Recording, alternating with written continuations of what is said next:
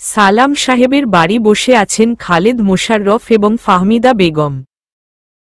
অপেক্ষা সালাম সাহেবের আসার। হালিমা চায়ের কাপ এনে টি টেবিলে রাখলেন। তা দেখে ফাহমিদা বেগম কিঞ্চিত হাসলেন। বসার ঘরের এক কোণায় বকুল দাঁড়িয়ে এত বছর পর নিজের বাড়িতে খালেদ মোশাররফকে দেখে চোখমুখ কুঁচকে তাকিয়ে আছেন। চিন্তা করতে লাগলেন ঠিক কী কারণে আসতে পারেন, কিন্তু তিনি খালেদ মোশাররফের উদ্দেশ্য বা অভিপ্রায় অর্থোদ্ধার করতে পারলেন না। আধ ঘণ্টা অপেক্ষা করার পর সালাম এলেন বসার ঘরে। একটা পলক খালেদ মোশাররফের দিকে তাকিয়ে তিনি দৃষ্টি নত করে ফেলেন। বাব্বা, তোর সময়ের এত দাম! সেই কখন থেকে অপেক্ষা করছি, তোর আসার খবরই নেই। সালাম সাহেব অন্যদিকে তাকিয়ে আছেন। খালেদ মোশাররফের কথাগুলো যেন তাকে স্পর্শ করতে পারছে না, শুনতেই পাননি এমন ভাব। আরও কিছু বলতে নিলেই ফাহমিদা বেগম খালেদ মোশাররফকে ইশারায় না করে। দীর্ঘ নিঃশ্বাস ফেলেন খালেদ মোশাররফ। সালাম সাহেবের এমন ভাবলেশহীন ব্যবহারে মনক্ষুণ্ণ হয় উনার। যা বলতে এসেছি, নাজিফার বিয়ে ঠিক করেছি আগামী শুক্রবার। দেয়ালে ঠেস দিয়ে দাঁড়িয়েছিলেন বকুল। খালেদ মোশাররফের কথায় নিয়ন্ত্রণ হারিয়ে পড়ে যেতে নিলেই হালিমা গিয়ে উনাকে ধরেন। সালাম সাহেব বিস্ফোরিত চোখে তাকিয়ে আছেন, যেন খালেদ মোশাররফ অবিশ্বাস্য কিছু বলেছেন। তোর আর আমার পথচলা সেই জন্মলগ্ন থেকে, একসাথে বেড়ে ওঠা। শৈশব ছেড়ে কৈশোরে পা দিলাম, তারপর হলাম যুবক। বছর খানিকের ব্যবধানে দুজন বিয়েও করলাম। তুই সন্তানের বাবা হলেও আমি বাবা হলাম বহু পরে। নিজের সন্তানের থেকে আমার সন্তানকে তুই বেশি আদর করতি। এরপরে সব বদলে গেল। তুই একপাক্ষিক দ্বন্দ্ব শুরু করলি। আমার সাথে তোর কিসের শত্রুতা আমি আজও ভেবে পেলাম না। কাঁচা চুলে পাক ধরেছে, বয়সের ভারে হাতের শিরা ভাসমান হয়েছে। আর বাঁচবই কয়দিন। তোর সাথে আমার আড্ডায় মজতে ইচ্ছে করে, এক পাতে ভাত খেতে ইচ্ছে করে। হয়তো সেগুলো আর সম্ভব না। তুই আমাদের মাঝে অদৃশ্য দেয়াল তৈরি করেছিস। কেন করেছিস তা আমার আজও অজানা। যদি কখনো আমার মেয়েটাকে নিজের মেয়ের মতো ভেবে থাকিস, আসি সেই অধমের বাড়ি। আমার মেয়েটা কিন্তু তোকে নিজের থেকেও বেশি ভালোবাসে।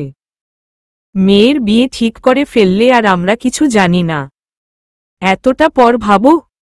বকুলের কথায় মলিন হাসল ফাহমিদা বেগম। খালেদ মোশাররফের কর্ণগোচর হল না বকুলের কথা।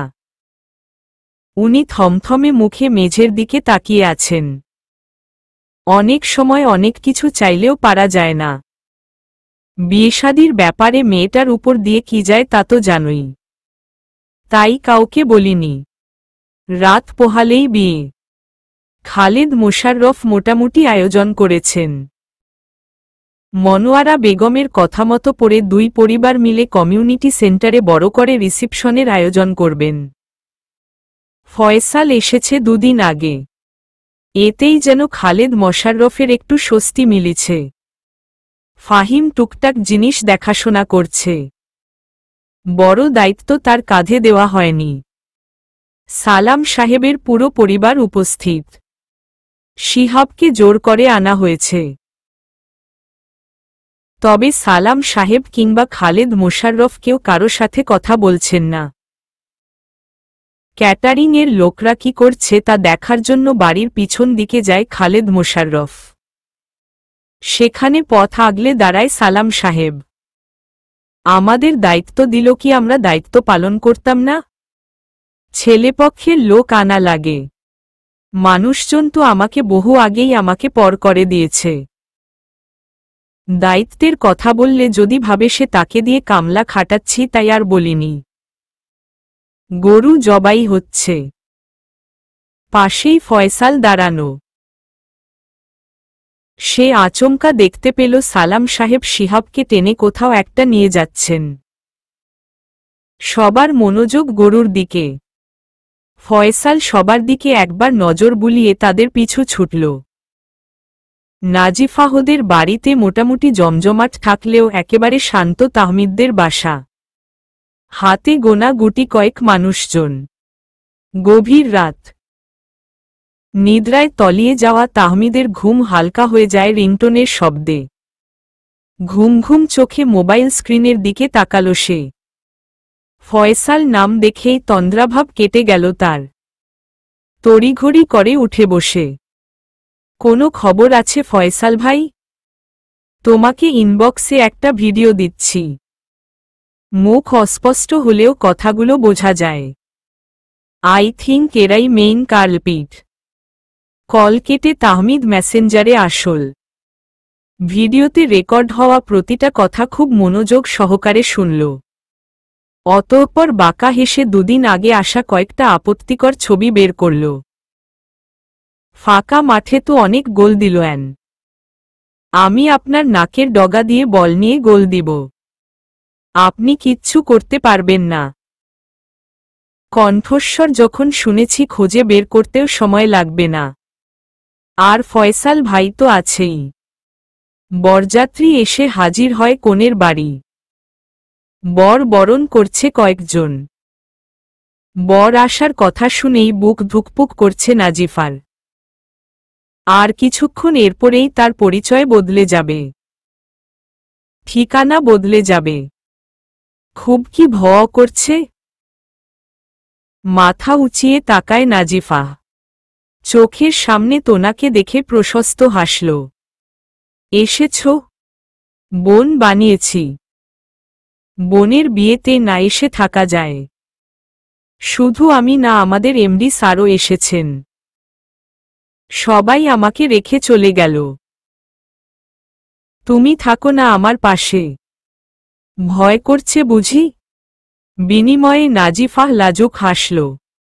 বিয়ে বাড়ির এই জমজমাট পরিবেশে হাঁসফাঁস করছে ফাহিম। নেশা চেপেছে তার। এত মানুষজন তার বিরক্ত লাগছে। এত ভিড়ের মাঝে নিজের কাঙ্ক্ষিত মানুষটাকে পেয়ে তার পিছু পিছু গেল ফাহিম। এই অসহ্য অবস্থা থেকে একমাত্র সেই উদ্ধার করতে পারবে। বরের জন্য বরাদ্দকৃত আসনে বসে আছে তাহমিদ। তার পাশে ফয়সাল এসে বসল। ভিড়ের মাঝে গতকাল রাতের কেউ একজনকে দেখতেই ফয়সাল সবার অগোচরে তাহমিদের হাত ধরে চোখের ইশারায় সামনে তাকাতে বলে। তাহমিদও ইশারায় কিছু জিজ্ঞেস করতেই ফয়সাল মাথা দুলায়। বিয়ে পোড়ানোর সময় হয়ে এলো। সবাই বর আর কনের কাছে। একটু ফাঁকা জায়গায় পেতেই যুবক এদিক ওদিক তাকিয়ে মোবাইল বের করল।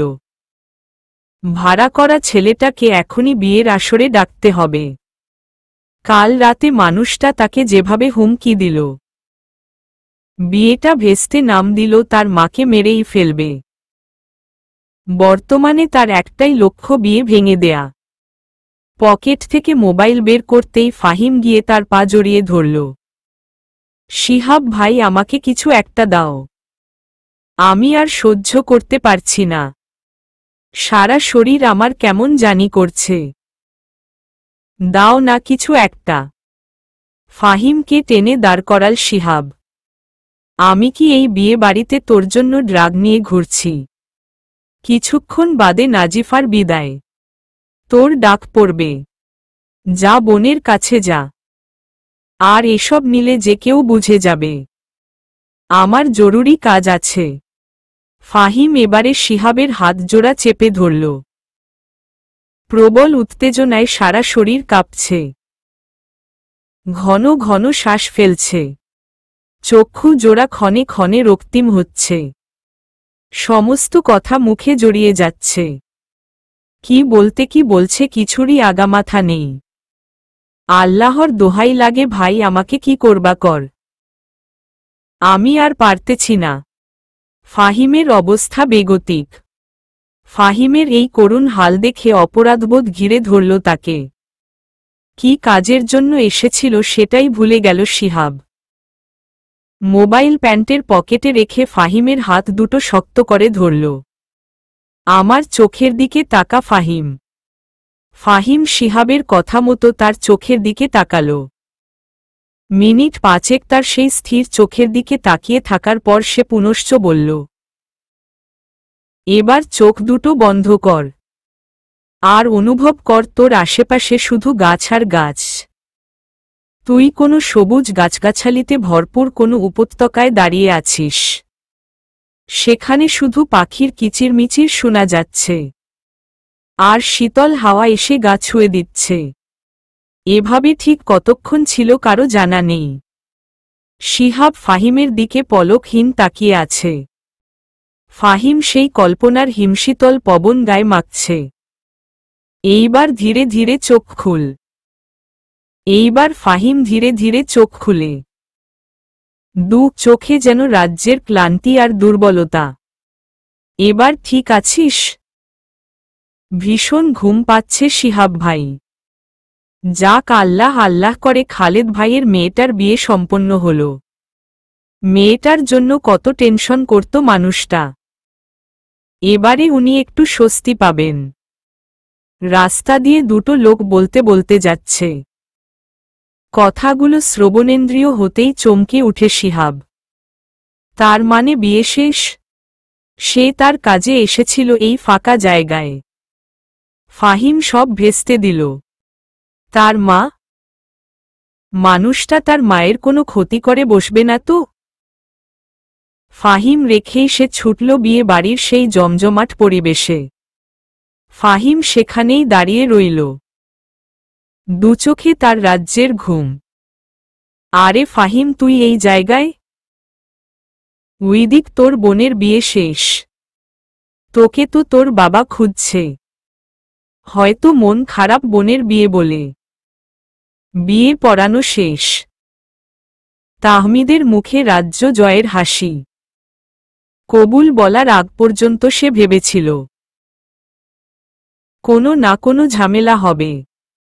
সেভাবেই সে প্রস্তুতি নিয়েছিল। কিন্তু ঝামেলা না হওয়ায় বেশ অবাকই হয়েছে। যে এতগুলো বছর নাজিফার বিয়ে আটকে রাখল, সে এত সহজে নাজিফার বিয়ে হতে দিল। ব্যাপারটা হজম হচ্ছে না তাহমিদের। নাকি মানুষটা আরো বড় কোনো ফন্দি আটেছে? মনোয়ারা বেগম উনার হাত ব্যাগ থেকে দুটো মাঝারি সাইজের চুড়ি বের করলেন। নাজিফার হাতে পরাতে পরাতে বললেন, তোমার শ্বশুর বহু আগে দু জোড়া চুড়ি গড়িয়েছিলেন। হয়তো বুঝতে পেরেছিলেন তিনি আর বাঁচবেন না। একজোড়া মেয়ের জন্য, আরেক জোড়া ছেলের বউয়ের জন্য। আমার ছেলের যা জেদ, কোনো দিন ভাবিনি চুড়ি জোড়া তার মালিকের সাক্ষাৎ পাবে। তবে আজ আমার সংসার পূর্ণ। অতঃপর তিনি অশ্রুসিক্ত চোখে নাজিফার দুহাতে চুমু আঁকলেন। আমার ছোট্ট সংসারটা এই হাতে আগলে রাখবে তো মা? আমি না আর কিছুই চাই না। মাঝ বয়সী এই আবেগী নারীর দিকে তাকিয়ে রইল নাজিফা। তুবা নাজিফার মুখোমুখি হয়ে দাঁড়াল। নাজিফার গালে হাত রেখে অনিমেষ চেয়ে রইল। নারী হিসেবে দায়িত্ব বেড়ে গেল। একটা সংসার গুটি কয়েক মানুষকে সামলাতে পারবে তো? মানুষগুলোকে আগলে রেখো, আর কিছু চাই না। মানুষের আড়ালে দাঁড়িয়ে অশ্রু বিসর্জন দিচ্ছেন ফাহমিদা বেগম। এতদিন চেয়ে এসেছেন মেয়ের যেন একটা গতি হয়। তবে আজ যেন কলিজা ফেটে যাচ্ছে তার। হালিমা এসে কাঁধে রাখতেই তার কান্নার মাত্রা বেড়ে গেল। বিদায় বেলা। খালেদ মোশাররফের বুকে মাথা রেখে পাঞ্জাবি খামচে ধরে রেখেছে নাজিফা। বাবাকে তার ছাড়তে ইচ্ছে করছে না, একটুও না। ইচ্ছে করছে বাবার বুকেই সারাটা জীবন পার করে দিতে। সবকিছু কেমন এক পলকে বদলে গেল। তার পরিচয়ও বদলে গেল। দেরি হয়ে যাচ্ছে তো নাজিফা। এবার রওনা দেওয়া উচিত। বাবার কথা শুনে আরো আঁকড়ে ধরল সে বাবাকে। এক পর্যায়ে সে ফোঁপাতে শুরু করে। খালেদ মোশাররফের কলিজা ফেটে যাচ্ছে। বলতে ইচ্ছে করছে আমার মেয়েকে নিবেন না। তিনি বুক থেকে মেয়ের মাথা তুললেন, কপালে চুমু দিয়ে বলেন, মন দিয়ে সংসার করো মা। এই সহজ সরল মানুষগুলোকে আগলে রেখে। তোমার ছেলে কোথায় বাবা? এত মানুষজনের মাঝে খালেদ মোশাররফ এদিক ওদিক তাকালেন। অদূরে ফাহিম দাঁড়ানো। তিনি চোখের ইশারায় ডাকতেই সে ধীর পায়ে এগিয়ে এলো। নাজিফাহ ভাই দেখা মাত্রই দুহাতে জড়িয়ে ধরে। ফাহিমের কেমন অনুভব হচ্ছে হয়তো সে কাউকে বুঝাতে পারবে না। নাজিফাহ তার কানে কানে শ্লথ গলায় বলল, তোর বোঝা কমল। কেউ সম্পদে ভাগ বসাবে না। বলেই ছেড়ে দিল ফাহিমকে। বোনের কথা শুনে ফাহিম একেবারে স্থির হয়ে গেল। হয়তো কথাগুলোর জবাব তার কাছে নেই। আমার মাকে দেখে রেখো বাবা। বলেই এক মুহূর্ত দেরি করল না নাজিফাহ। গাড়িতে উঠে বসল। মাকে খুঁজতে হয়রান শিহাব। কোথাও নেই। বড্ড ভয় হচ্ছে তার মায়ের জন্য। কিছু একটা করে ফেলল না তো। মাকে খুঁজতে খুঁজতে সে নাজিফাহদের রান্নাঘরের পিছনে এলো। সেখানে এসেই তার চোখ ছানাবড়া। তার মা অচেতন হয়ে পড়ে আছে। দৌড়ে সে মায়ের কাছে গেল। নিঃশ্বাস পড়ছে কি না তা আগে চেক করল। নিঃশ্বাস নিচ্ছে দেখেই স্বস্তির নিঃশ্বাস ফেলে সে। তারপর দেখল কোথাও কোনো আঘাত আছে কিনা। না, কোথাও কোনো আঘাতের চিহ্ন নেই। চিন্তা মুক্ত হল শিহাব। সেখান থেকে মাকে কোলে নিয়ে উঠানো আসতেই সবাই ঘিরে ধরল। সালাম সাহেব হন্তদন্ত হয়ে জিজ্ঞেস করলেন, কি হয়েছে তোর মায়ের? শিহাব জবাব না দিয়ে বাবার দিকে তাকিয়ে রইল। কিছু সময় বাদে বলল, শরীর হয়তো ফুরবল। খাওয়া দাওয়া তো করে না ঠিক মতো। একটা রুমে শোয়ার ব্যবস্থা করে দিলেন ফাহমিদা বেগম। সবাইকে বললেন যেন কেউ ভিড় না করে। শিহাব মায়ের হাতটা ধরে বলল, আপনারা যান, আমি মায়ের কাছে আছি। এক এক করে সবাই চলে গেল। শিহাব মায়ের একটা হাত শক্ত করে ধরে বসে আছে। তোমার ছেলে কাপুরুষ মা। সে নিজের মনের কথাও বলতে পারে না। নিজের মাকেও রক্ষা করতে পারে না। তোমাকে নিয়ে কোথাও একটা চলে গেলে হয়তো একটু সুখে থাকতাম। এত ভীতু কেন তোমার ছেলে? কেউ একজন শিহাবের কাছে এসে দাঁড়াল। শিহাব তাকালো না সেদিকে। সে জানে মানুষটা কে। এটা তো শুধু ডেমো দেখালাম। এর থেকেও খারাপ কিছু হবে। ঢাকা পৌঁছাতে প্রায় 9টা বেজে গিয়েছিল। সেজন্য বাড়তি কোনো ঝামেলা না করে নাজিফাহকে সোজা তাহমিদের রুমে বসিয়ে গিয়েছে তুবা আর তামান্না। বধূ বেশে তাহমিদের রুমে বসে নাজিফাহ। বসে থাকতে থাকতে তার কোমর ব্যথা করছে। এতক্ষণ চোখ বুলিয়ে এসে তাহমিদ রুম দেখছিল। রুমটা বেশ পরিপাটি। অবশ্য মানুষটাকে দেখলে বোঝা যায় সে কত গুছানো। দরজা খোলার আওয়াজে গুটিয়ে বসে সে। তাহমিদ এসেছে। দরজা আটকে নাজিফার মুখোমুখি বসে তাহমিদ। গলা খাকারি দিয়ে সে নাজিফার মেহেদি রাঙা হাত দুটো ধরল। শিউরে ওঠে নাজিফা। তবে মাথা তুলে তাকাল না। নতজানু হয়ে বসে থাকা নাজিফার দিকে তাহমিদ অপলক অনিমেষ তাকিয়ে রইল। বহুদিনের চোখের তৃষ্ণা মিটাতে ব্যস্ত সে। আপনার কি এভাবে থাকতে কষ্ট হচ্ছে? এপাশ ওপাশ মাথা নাড়ায় সে। তাহমিদ পুনশ্চ বলল, আপনি কি মুখটা একটু উঁচু করবেন? আমি আপনাকে দেখব। জানেন আমার না এখনো বিশ্বাস হচ্ছে না আপনি আমার। একান্ত আমার। যাকে কবুল বলে সবার সামনে দিয়ে নিজের করে নিয়ে এসেছি। বধূ সাজে আমি একটু আপনাকে মন ভরে দেখি। লজ্জায় মাথা তুলে তাকাতে পারল না নাজিফাহ। সেভাবেই বসে রইল। নাজিফাহকে লজ্জা পেতে দেখে স্মিত কুসুমিত হাসল তাহমিদ। ঘড়ির কাঁটায় সময় টিকটিক করে অতিবাহিত হচ্ছে। আচমকাই তাহমিদ বলে উঠল, I want to kiss your forehead. এবারে নাজিফাহ মাথা উঁচিয়ে তাহমিদের চোখের দিকে তাকাল। চোখ জোড়ায় হাজারো আকুলতা। না, এই তৃষ্ণার্ত চোখে বেশিক্ষণ তাকিয়ে থাকা যাবে না। সে তলিয়ে যাবে অতলে। তাহমিদ পুনশ্চ বলল, ক্যান আই? নাজিফা শুকনো ঢুক গিলে। পুরো শরীর অসাড় হয়ে আসছে তার। উত্তর কি দিবে? হ্যাঁ নাকি না ভেবে পেল না সে। উত্তর দিলেন না যে, আমি কি নীরবতাকে সম্মতির লক্ষণ হিসেবে ধরে নিব? এবারেও স্থির রইল সে। তাহমিদ হাত দুটো ছেড়ে দুগালে হাত রাখল। আতকে উঠল সে। সারা শরীরের তার কম্পনের সৃষ্টি হয়। সারা শরীরের শক্তি যেন ক্রমান্বয়ে ক্ষয় হয়ে যাচ্ছে। তাহমিদ তার মুখটা সামান্য উঁচু করতেই সে চোখ বন্ধ করে নিল। তার উষ্ম পিপাসার্ত ঠোঁট ছুয়াল নাজিফার কপালে। সারা শরীর কাটা দিয়ে উঠে নাজিফার। শিরদাঁড়া বেয়ে নামে তরল স্রোত। সে দুহাতে খামচে ধরল তাহমিদের পাঞ্জাবি। কপাল ছেড়ে এবার নাজিফাহকে নিজের বুকের সাথে মিশিয়ে নিল তাহমিদ। অনুমতি নিল না। নিস্তব্ধ রাত। সবাই গভীর ঘুমে আচ্ছন্ন। কানে মোবাইল চেপে অসহায় চিত্তে বসে আছে তুবা। দুচোখে ঘুম, কিন্তু ফয়সালের জন্য ঘুমোতে পারছে না। ফয়সাল আমাকে ঘুমোতে দিবে? আমি ঘুমের জন্য চোখ খুলতে পারছি না। ছাদে পায়চারি করছে ফয়সাল আর রাগে ফোঁস ফোঁস করছে।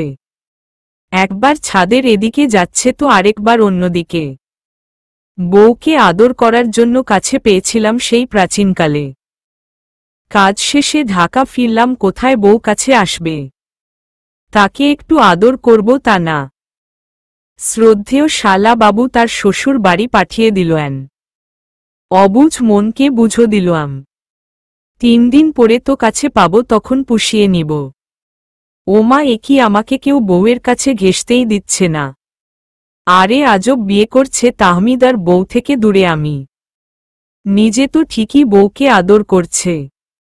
আমি হতভাগা এই মাঝরাতে বউয়ের সাথে মোবাইলে কথা বলছি। তোমার ভাইকে আমি অভিশাপ দিলাম, সারা জীবন বউ দৌড়ের উপর রাখবে। আর তোমাকে তোমার বউ ছেড়ে দিবে? ওমা, ছাড়বে কেন? দুজনে তো মীর জাফর। একই রক্ত শরীরে। নেহাত তোমার শরীরের এই অবস্থা না হলে। ফয়সাল আমার শরীর খারাপ করছে। আর আমার বউয়ের জন্য মন আনচান করছে। বসার ঘরে নাজিফাহকে ঘিরে বসে আছে তুবা আর তামান্না। বাসা মোটামুটি ফাঁকা। হাতে গোনা যে কয়জন আত্মীয় ছিল উনারা নাস্তা করেই চলে গেছেন। তামান্না ঘাড় কাত করে আশেপাশে দেখল। না, কেউ নেই। তুবার দিকে তাকিয়ে বাঁকা হেসে রোগর গলায় বলল, কি গো, বাইট টাইটের দাগ তো গলায় দেখলাম না। নাকি মেকআপ করে ঢেকে এসেছ? নাজিফাহ একেবারে লজ্জায় সিটিয়ে গেল। মাটির সাথে মিশে যেতে ইচ্ছে করছে তার। আহারে তাহমিদ আমার ফরেভার ক্রাশ। সেও বিয়ে করে নিল। ভেতরটা কেমন কাঁদছে। নিশ্চয়ই আমার ক্রাশ রাতে অনেক আদর করেছে। ওই পেট মোটা টাক মাথা লোকটার প্রেমে না পড়লে আমি নির্ঘাত তাহমিদের সাথে প্রেম করতাম। আমার বর শার্ট গায়ে দিল, পেটের কাছের দুটো বোতাম খোলা থাকে। আমি পেট মোটা আর টাক মাথা? তুমি চুপ থাকো বলেই স্থির হয়ে গেল সে। পিছন ফিরে দেখে সোহেল রাগে ফুঁসছে। মিটমিট করে হাসছে তুবা। তামান্না দৌড়ে সোহেলের কাছে গেল। আরে কে বলেছে এসব? কথা শেষ করতে পারল না তামান্না। তার আগেই হনহন করে সোহেল চলে গেল। যাই আমি একটু জামাইকে আদর করে আসি। তোরা আড্ডা দে। তাহমিদ রুমে আছে। তুমি রুমে যাও, গিয়ে একটু বিশ্রাম নাও, ভালো লাগবে। আর ওর কথা কিন্তু মাইন্ড করো না, ও এমনই সবার সাথে সহজে মিশে যায়। বিনিময়ে নাজিফা শুধু হাসল। কার্লোপ্রিট তো তোমার চোখের সামনে, এদের মুখোশ টেনে খুলে ফেল। বেশি সময় গড়ালে এরা আরো ভয়ঙ্কর হয়ে যাবে। না ফয়সাল ভাই, এখনই সঠিক সময় আসেনি। আমি যদি হুট করে এসব বলি কেউ বিশ্বাস করবে না। তাছাড়া আপনি ফাহিমকে খেয়াল করেছেন? ফয়সাল কিছুক্ষণ ভাবল। ওকে তো সেভাবে খেয়াল করা হয়নি। ওর বিহেভিয়ার না কেমন এবনর্মাল টাইপ, রেলওয়ে স্টেশনে নেশাখোর ছেলেদের মতো। ওর হাতের দিকে খেয়াল করলে বুঝতেন। আমি যেমনটা ভাবছি তেমনটা হলে ফাহিমের জীবন হুমকির মুখে, ওর ভবিষ্যৎ ধ্বংস হয়ে যাবে। তাছাড়া আমি তো এখন নাজিফার পাশে আছি, দেখি অলক্ষ্যে থেকে কি করতে পারে। হয়তো সে সামনে আসবে, না হয় আমি অন্ধকার থেকে টেনে বের করব। ফয়সাল তাহমিদের কাঁধে হাত রেখে কিছু বলতে গেলেই খেয়াল করল নাজিফা দরজায় দাঁড়ানো। ফয়সাল তাহমিদকে ইশারায় দেখালেই সে আশ্বস্ত করে। শুনলে ভালো, না শুনলে আরো ভালো। একদিন না একদিন সে জানতে পারবেই। নাজিফাকে দেখে ফয়সাল চলে গেল। তাহমিদ নাজিফার কাছে যেতেই সে তাড়াতাড়ি করে বিছানায় উঠে বলল, আমার শরীর খারাপ করছে, আমি ঘুমাবো। বলেই তড়িঘড়ি করে কাঁথা মুড়ি দিয়ে শুয়ে পড়ল। নাজিফার এমন বাচ্চামিতে হাসল তাহমিদ। সে হয়তো অন্য কিছু ভেবেছে। তাদের কথা যে শুনেনি এটাই অনেক। চোখের পলকে 5টা মাস কেটে গেল। এই 5 মাসে অনেক কিছুই পরিবর্তন হয়েছে। তুবার প্রেগন্যান্সির 8 মাস চলছে। ফয়সালের পা গলামি যেন দিনকে দিন বাড়ছে। তুবা মাঝে মাঝে বিরক্ত হয়ে যায়। রেগেমেগে দুকথা শুনিয়ে দিল সে বলে, আগের জমে থাকা পাগলামিগুলোও তো তোমাকে সহ্য করতে হবে। তাহমিদ যেন নাজিফার নেশায় আরও ডুবেছে। নাজিফাও তাহমিদে আসক্ত হয়েছে সমান তালে। শুক্রবার, দুজনেরই আজ অফিস বন্ধ। তাহমিদ ঘুমোচ্ছে।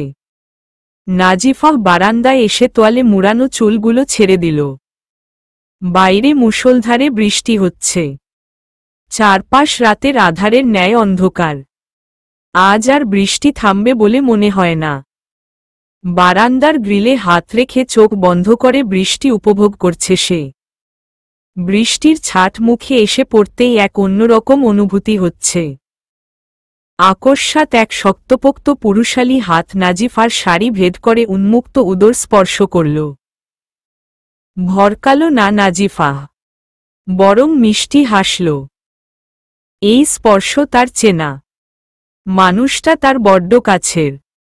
এই মানুষটা পাশে আছে বলেই জীবন বদলে গেছে তার।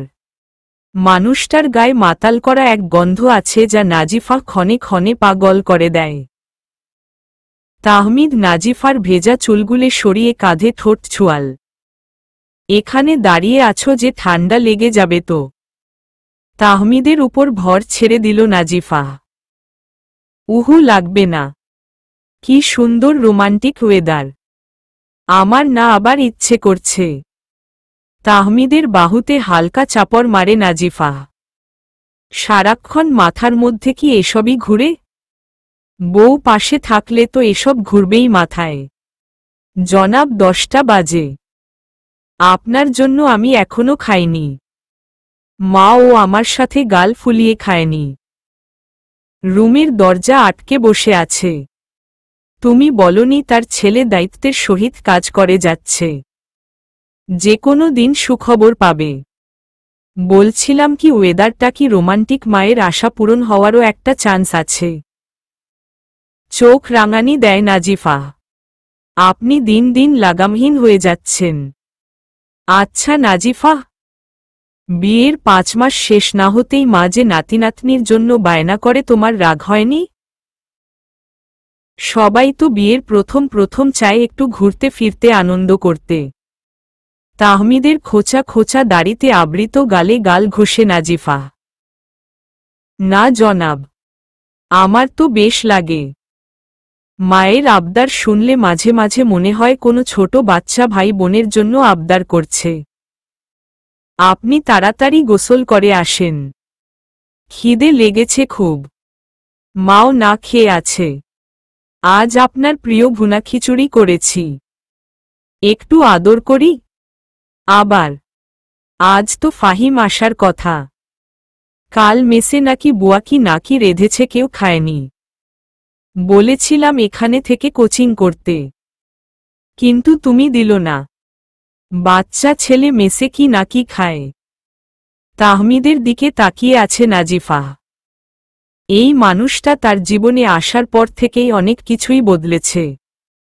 ফাহিমের মাঝেও পরিবর্তন এসেছে। আগের ফাহিমকে যেন খুঁজে পায় সে।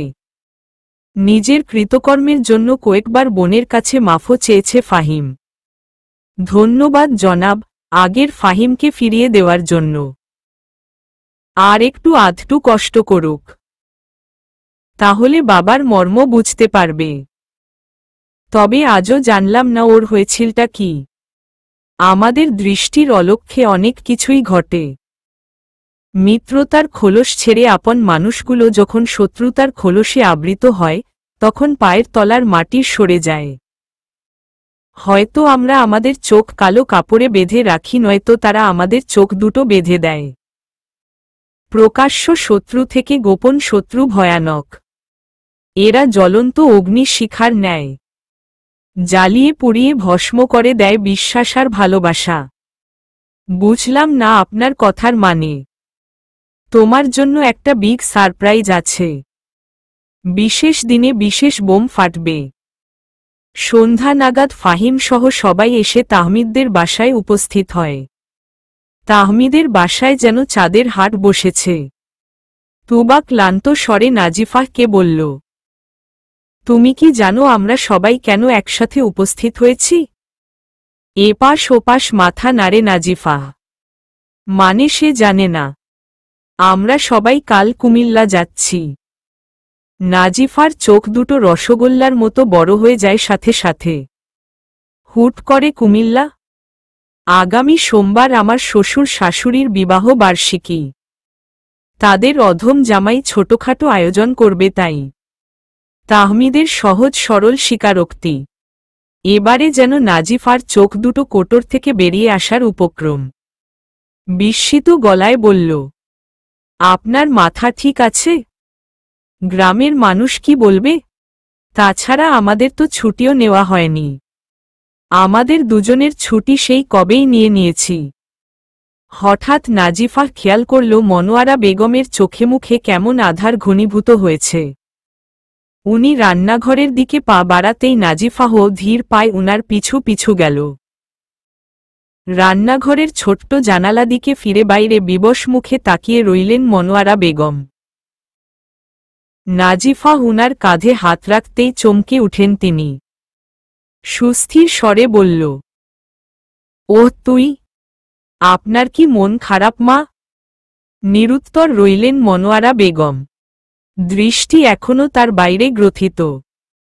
কিয়ৎকাল নীরব থেকে উনি বেদনার্ত গলায় বললেন, আজকে তোমার শ্বশুর বেঁচে থাকলে আমার সংসারটা পরিপূর্ণ হতো। সবাইকে একসাথে দেখে মানুষটাকে ভীষণ মনে পড়ছে। সেই কবে আমাদের ছেড়ে চলে গেল। ছেলে মেয়েদের বড় করে আর সংসার সামলিয়ে আমি ক্লান্ত। মাঝে মাঝে মানুষটাকে আমার বড্ড দেখতে ইচ্ছে করে। উনি আমাদের সাথে থাকলে খুব কি মন্দ হতো। সকাল 8টায় রওনা দিবে। তুবা, ফারিয়া আর রাশেদা খাতুন ঘুমোচ্ছে। যেহেতু সকালেই রওনা দিবে, মনোয়ারা বেগম আর নাজিফা সবকিছু গোছগাছ করছে। এক রুমে ফাহিম, তাহমিদ আর ফয়সাল। আমরা যদি সবকিছু খোলাসা করি তাহলে কিন্তু তোমার ব্যাপারটাও সামনে আসবে ফাহিম। তাহমিদের কথায় ফাহিম কোনো প্রতিক্রিয়া দেখালো না। তার নজর মেঝেতে স্থির। যেহেতু বিপথে পা দিয়েছিলাম সেহেতু তো সামনে আসবেই। এসব কি আর চাপা থাকে? তবে আপনি একটু বাবাকে সামলে নিন। আগের কথা মনে পড়লেই নিজের প্রতি নিজের ঘৃণা চলে আসে। ফয়সাল এসে ফাহিমের কাঁধে হাত রাখল। চোখে চোখ রেখে আশ্বস্ত করল, আমরা আছি তো, এত চিন্তা করো না। ঘড়ির কাঁটা 12 ঘরে এসে পৌঁছেছে মিনিট 2 হল। সবকিছু গুছিয়ে এসে শাশুড়ির পাশে শুয়ে পড়ে নাজিফা। চোখ দুটোতে তার গভীর নিদ্রা ভর করতেই মোবাইল ভাইব্রেট করতে লাগে। চোখ বুজে মোবাইল রিসিভ করে কানে ধরতেই তাহমিদ বলল, 2 কাপ কফি নিয়ে ছাদে আসো না, আমার ঘুম পাচ্ছে খুব। এসো না প্লিজ, কাল সকাল সকাল রওনা দিব তো। ঘুমান এখন। কেন, গাড়ি কি তুমি চালাবে? অগত্যা বাধ্য হয়ে নাজিফা 2 কাপ কফি বানিয়ে ছাদে গেল। সেখানে আগে থেকেই তাহমিদ দাঁড়িয়েছিল। কফির একটা কাপ বাড়িয়ে দিল তাহমিদের দিকে। শীতল বাতাস বইছে চারপাশে। শীত শীত অনুভব হচ্ছে নাজিফার। তাহমিদের একটা হাত প্রসারিত করে তার বুকে মাথা রাখল নাজিফা। শীত লাগছে, একটু জড়িয়ে ধরেন। তাহমিদ মুচকি হেসে এক হাতে বুকের সাথে মিশিয়ে রাখল নাজিফাকে। আমার না একটা কথা খুব জানতে ইচ্ছে করে। কি কথা? বিয়ের আগে আপনার কাছে কেউ কিছু পাঠায়নি? ছাদের রেলিংয়ে খুব সাবধানে কফির কাপটা রাখল তাহমিদ। পকেট থেকে মোবাইল বের করে কয়েকটা ছবি বের করে দেখালো। ছবিগুলো দেখে লজ্জায়, ঘৃণায় চোখ বন্ধ করে নিল নাজিফা। তাহমিদ মোবাইল পুনরায় পকেটে রেখে বলল, বিয়ের আগে থেকে শুরু করে রোজ আসে। বিভিন্ন ফেক আইডি থেকে এসব পাঠানো হয়। আপনি এগুলো বিশ্বাস করেন? বিশ্বাস করলে কি আর তোমাকে এভাবে বুকে জড়িয়ে রাখতাম? রান্নার আয়োজন চলছে। ফাহমিদা বেগম নাজিফাকে এক কোণায় টেনে নিয়ে আসলেন। জামাই এসব কি শুরু করেছে নাজিফা? মানুষ কি বলবে? আমাকে এসব বলো না, আমি কিছু জানি না। জামাই নাকি ফাহিমকে নিয়ে সালাম ভাইদের বাড়ি গিয়েছিল সকালে? তোমাদের জামাই না গেলে আসতো নাকি? কেন উনাকে আমাদের বাড়ি আসতে বলিস? আমাদের বাড়ি থেকে যাওয়ার পরই উনি হালিমা ভাবির উপর চড়াও হন। উনার উপর কি ভর করে আল্লাহ জানে। শিহাব ভাই কিছু বলে না? উনার জায়গায় আমি হলে চাচিকে নিয়ে কবেই নিরুদ্দেশ হয়ে যেতাম। চাইলেই পারা যায় না রে মা। সংসারের মায় কোনো নারী আটকে গেলে সেই বাঁধন ছেড়ে বেরিয়ে আসা যায় না। গুটি কয়েক মানুষ হলেও বিয়ের বাড়ির মতো আমেজেই পুরো দিন কেটেছে।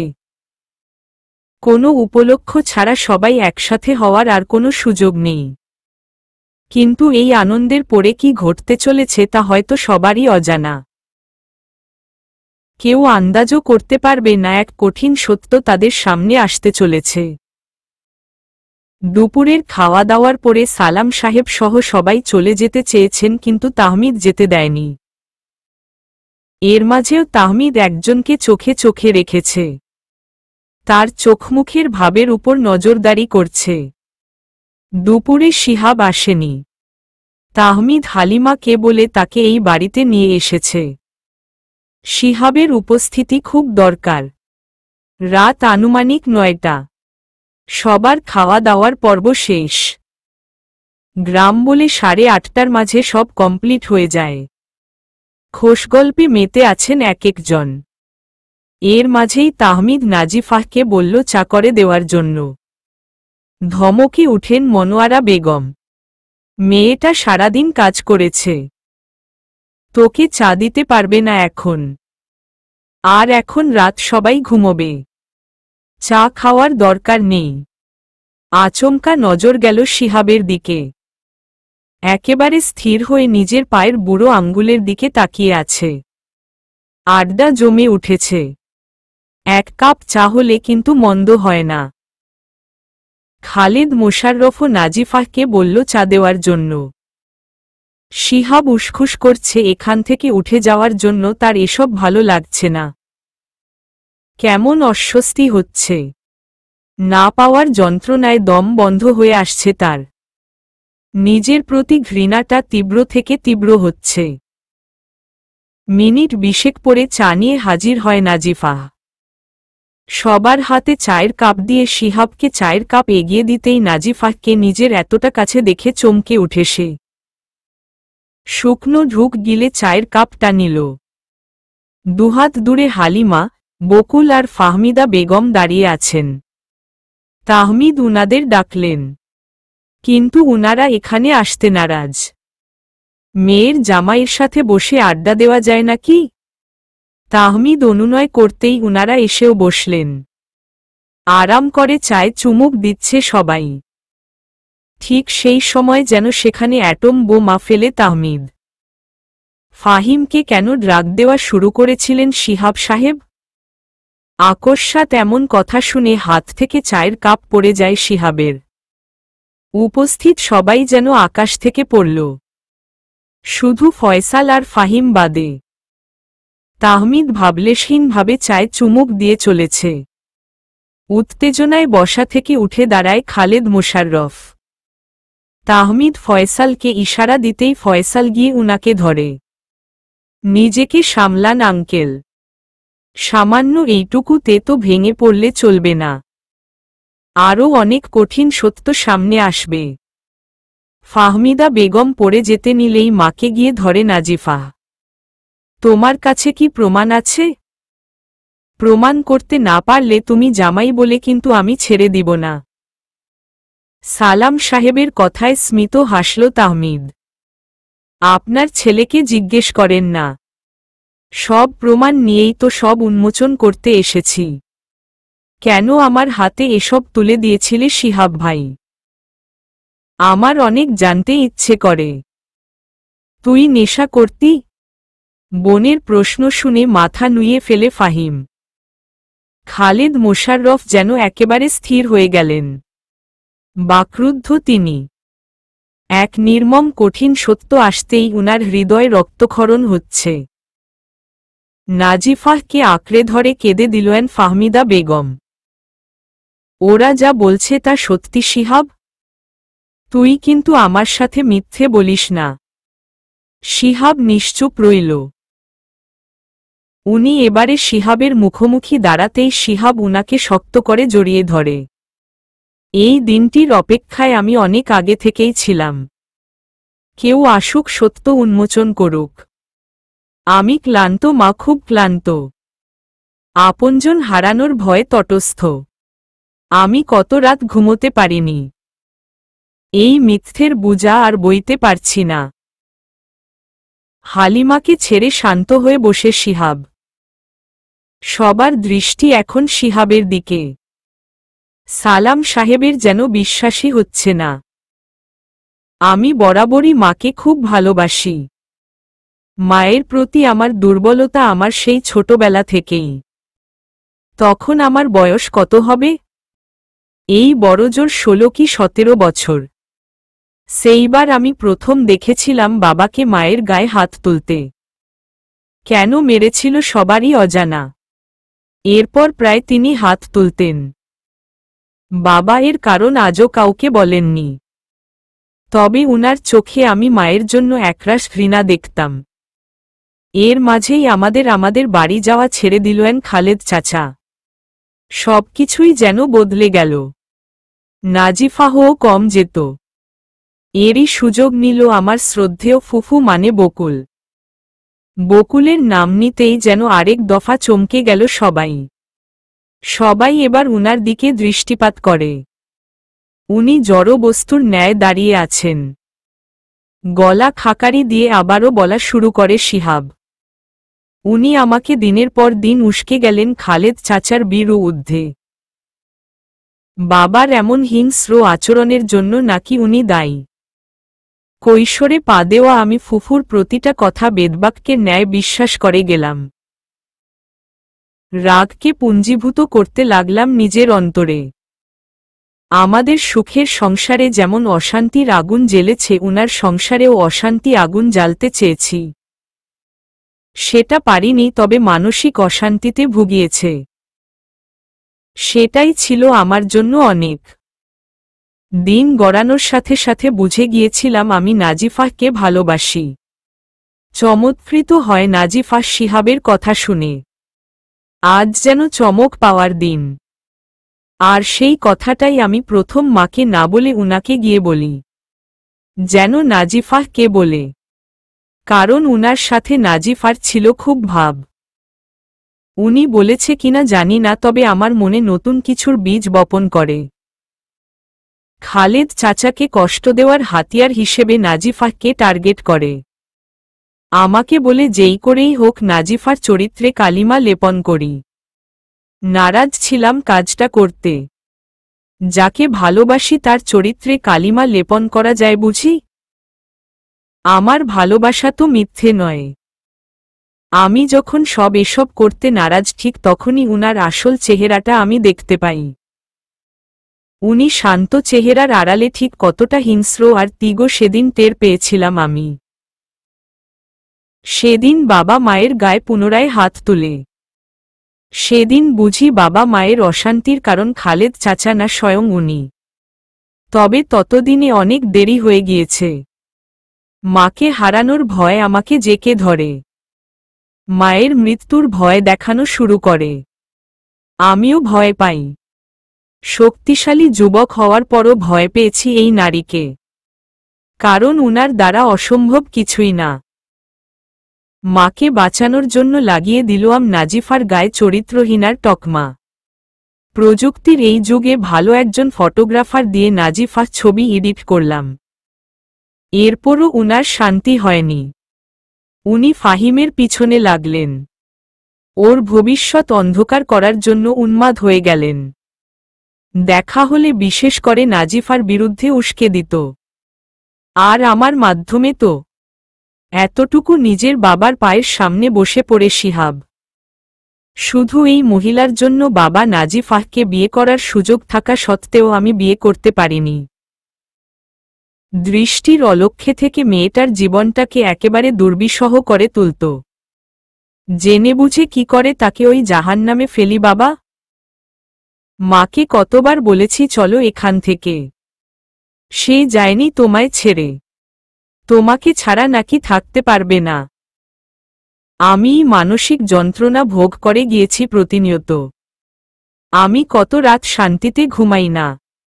রাতগুলো আমার নির্ঘুম কাটে এক অদৃশ্য মানসিক যন্ত্রণায়। আমি যতবার সব বলতে গিয়েছি, কি করে জানি না কোনো কারণে তুমি মায়ের উপর চড়াও হয়েছ।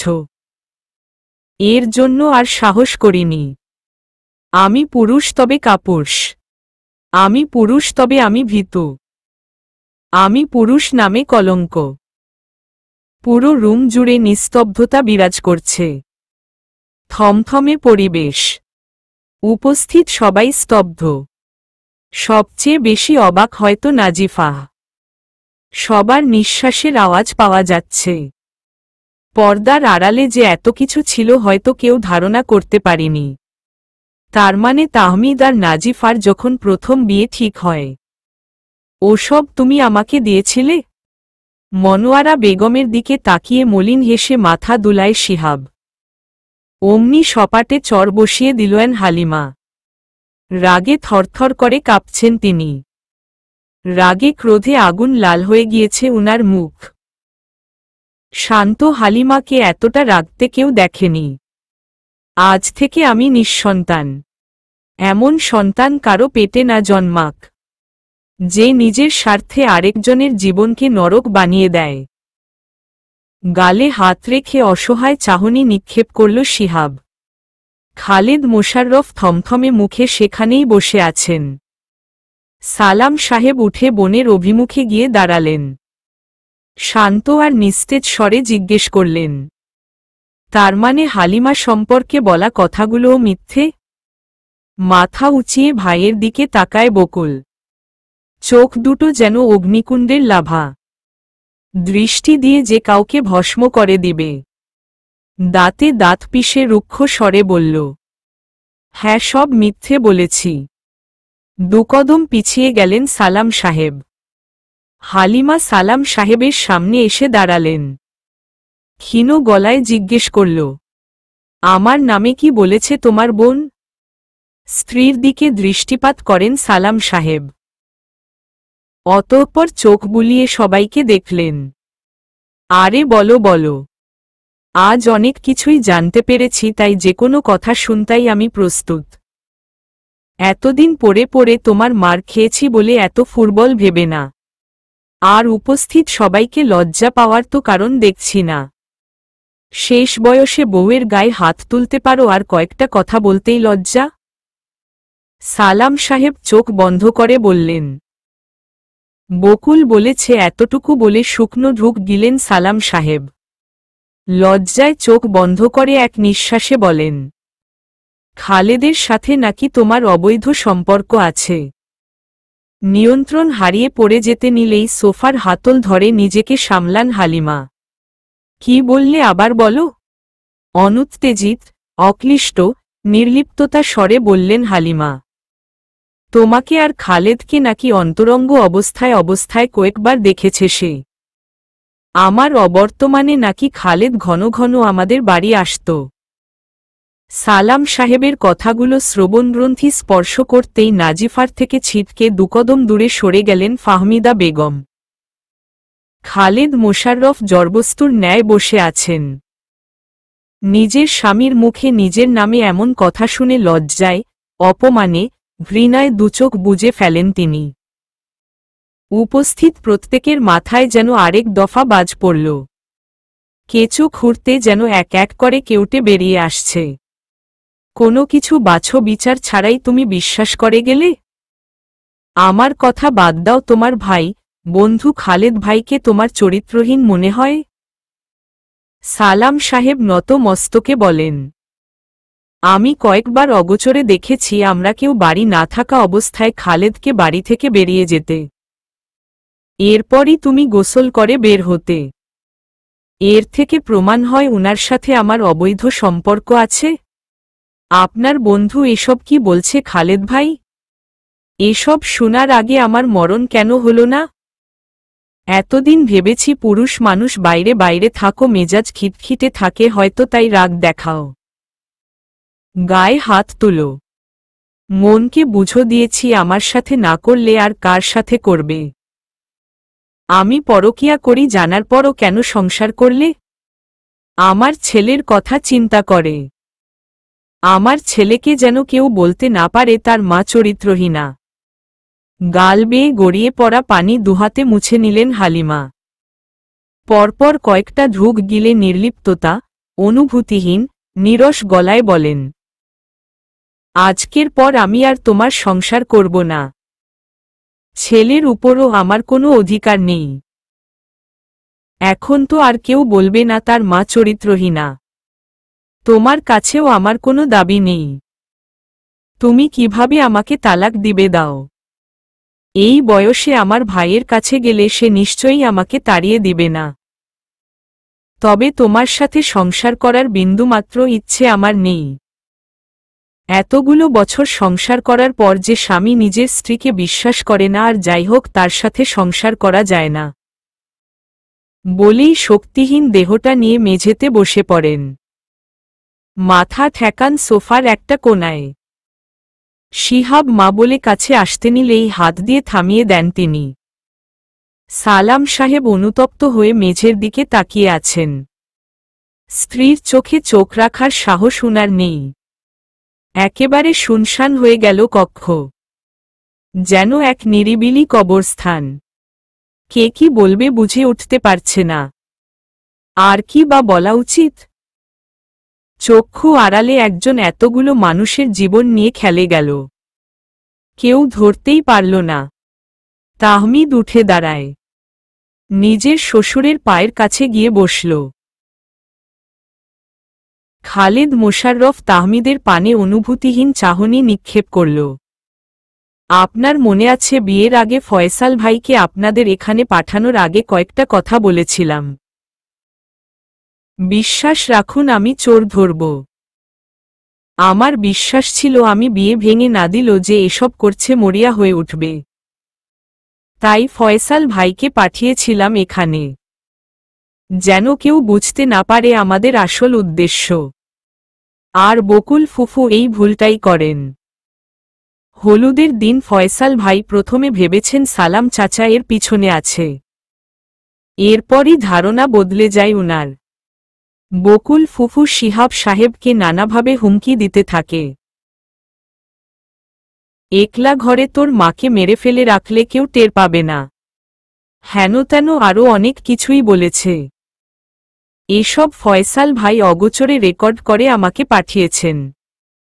তখনও জানতাম না ফাহিম ড্রাগ এডিক্টেড। এই ব্যাপারটা পরে জানতে পারি। আমি অবাক কখন হয়েছিলাম জানেন? ফিরানিতে এসে। নাজিফা এই বাড়িতে আসার পর নিজের মাকে জড়িয়ে না ধরে উনাকে জড়িয়ে ধরায়। হিসেব মিলাতে পারছিলাম না যে নাজিফা উনাকে সম্মান করে সে কি করে এসব করতে পারে। তারপর নাজিফা খুঁটিয়ে খুঁটিয়ে সব জিজ্ঞেস করাই উনার সাথে ওর কেমন সম্পর্ক সব বলে। সম্পর্কের গভীরতা মাপার পর বুঝতে পেরেছিলাম দৃষ্টির অলক্ষ্যে আমাদের আপনজনেরাই আমাদের বেশি ক্ষতি করে থাকে। তার একদিন পরে রাত আনুমানিক 1টা কি 1:30। নাজিফা গভীর ঘুমে আচ্ছন্ন। আমি মোবাইল নেট কানেক্টে করতে পারছিলাম না বলে পুকুর পাড়ে যাওয়ার উদ্দেশ্যে রুম থেকে বের হই। ফাহিমের রুম ক্রস করার সময় ওর রুম গঙ্গানোর আওয়াজ পাই। আমার কেমন জানি খটকা লাগে। দরজায় হাত রাখতেই খুলে যায়। হয়তো প্রবল উত্তেজনায় দরজা বন্ধ করতে ভুলে গিয়েছে সে। আবছা আলোয় ফাহিমের অবস্থা দেখে আমার মাথা ঘুরতে শুরু করে। অদ্ভুত আচরণ করতে শুরু করে সে। আমাকে দেখেই আমার পা জড়িয়ে ধরে। কম্পিত কণ্ঠে বলে, আমি আর সহ্য করতে পারছি না শিহাব ভাই। সুইসাইড করলেই আমি শান্তি পাব। তারপর রুমের আলো জ্বালাতেই ও চমকে ওঠে। হয়তো বুঝতে পারেনি এটা যে আমি বুঝে উঠতেই পারছিলাম না কি করব। কি করলে ওকে স্বাভাবিক করব। ওর হাত দুটো শক্ত করে ধরে ওখানেই বসেছিলাম। ঘণ্টা খানিকের মাথায় ও একেবারে নেতিয়ে পড়ে। ওকে শুইয়ে দিয়ে আমি সেই রাত ঘুমোতে পারিনি। সকালে ফাহিমকে চেপে ধরলে সে সব খুলে বলে। এটাও বলে সে এসব থেকে পরিত্রাণ চায়। সে সব ছাড়তে চায় কিন্তু পারছে না। সামনে ওর পরীক্ষা কি করব বুঝতে পারছিলাম না। এরপর এতটুকু বলে থেমে যায় সে। নতজানু হয়ে বসে থাকে। সবাই উৎসুক হয়ে তাকিয়ে আছে তার দিকে। এরপর কি হয়েছে?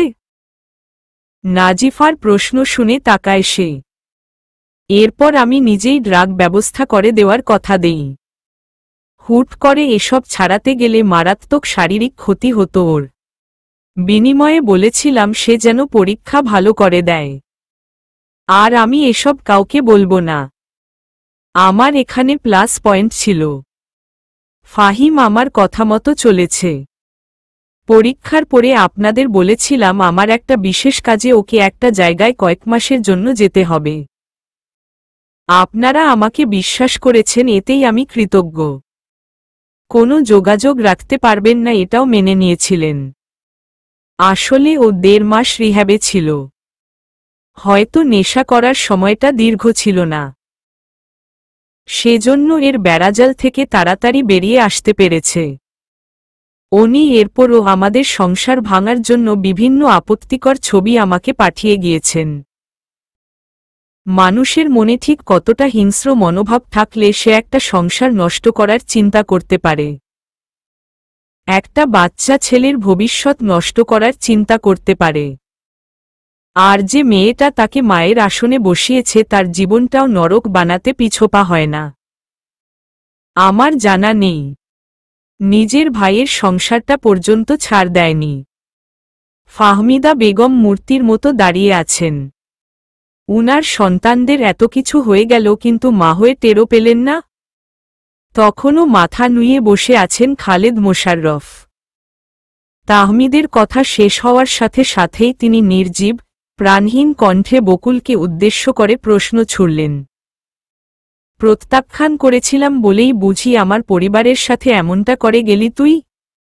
সবচেয়ে বড় বাজটা বোধ হয় এখনই পড়ল। কিসের প্রত্যাখ্যান? কেউ কিছু বলতে পারল না।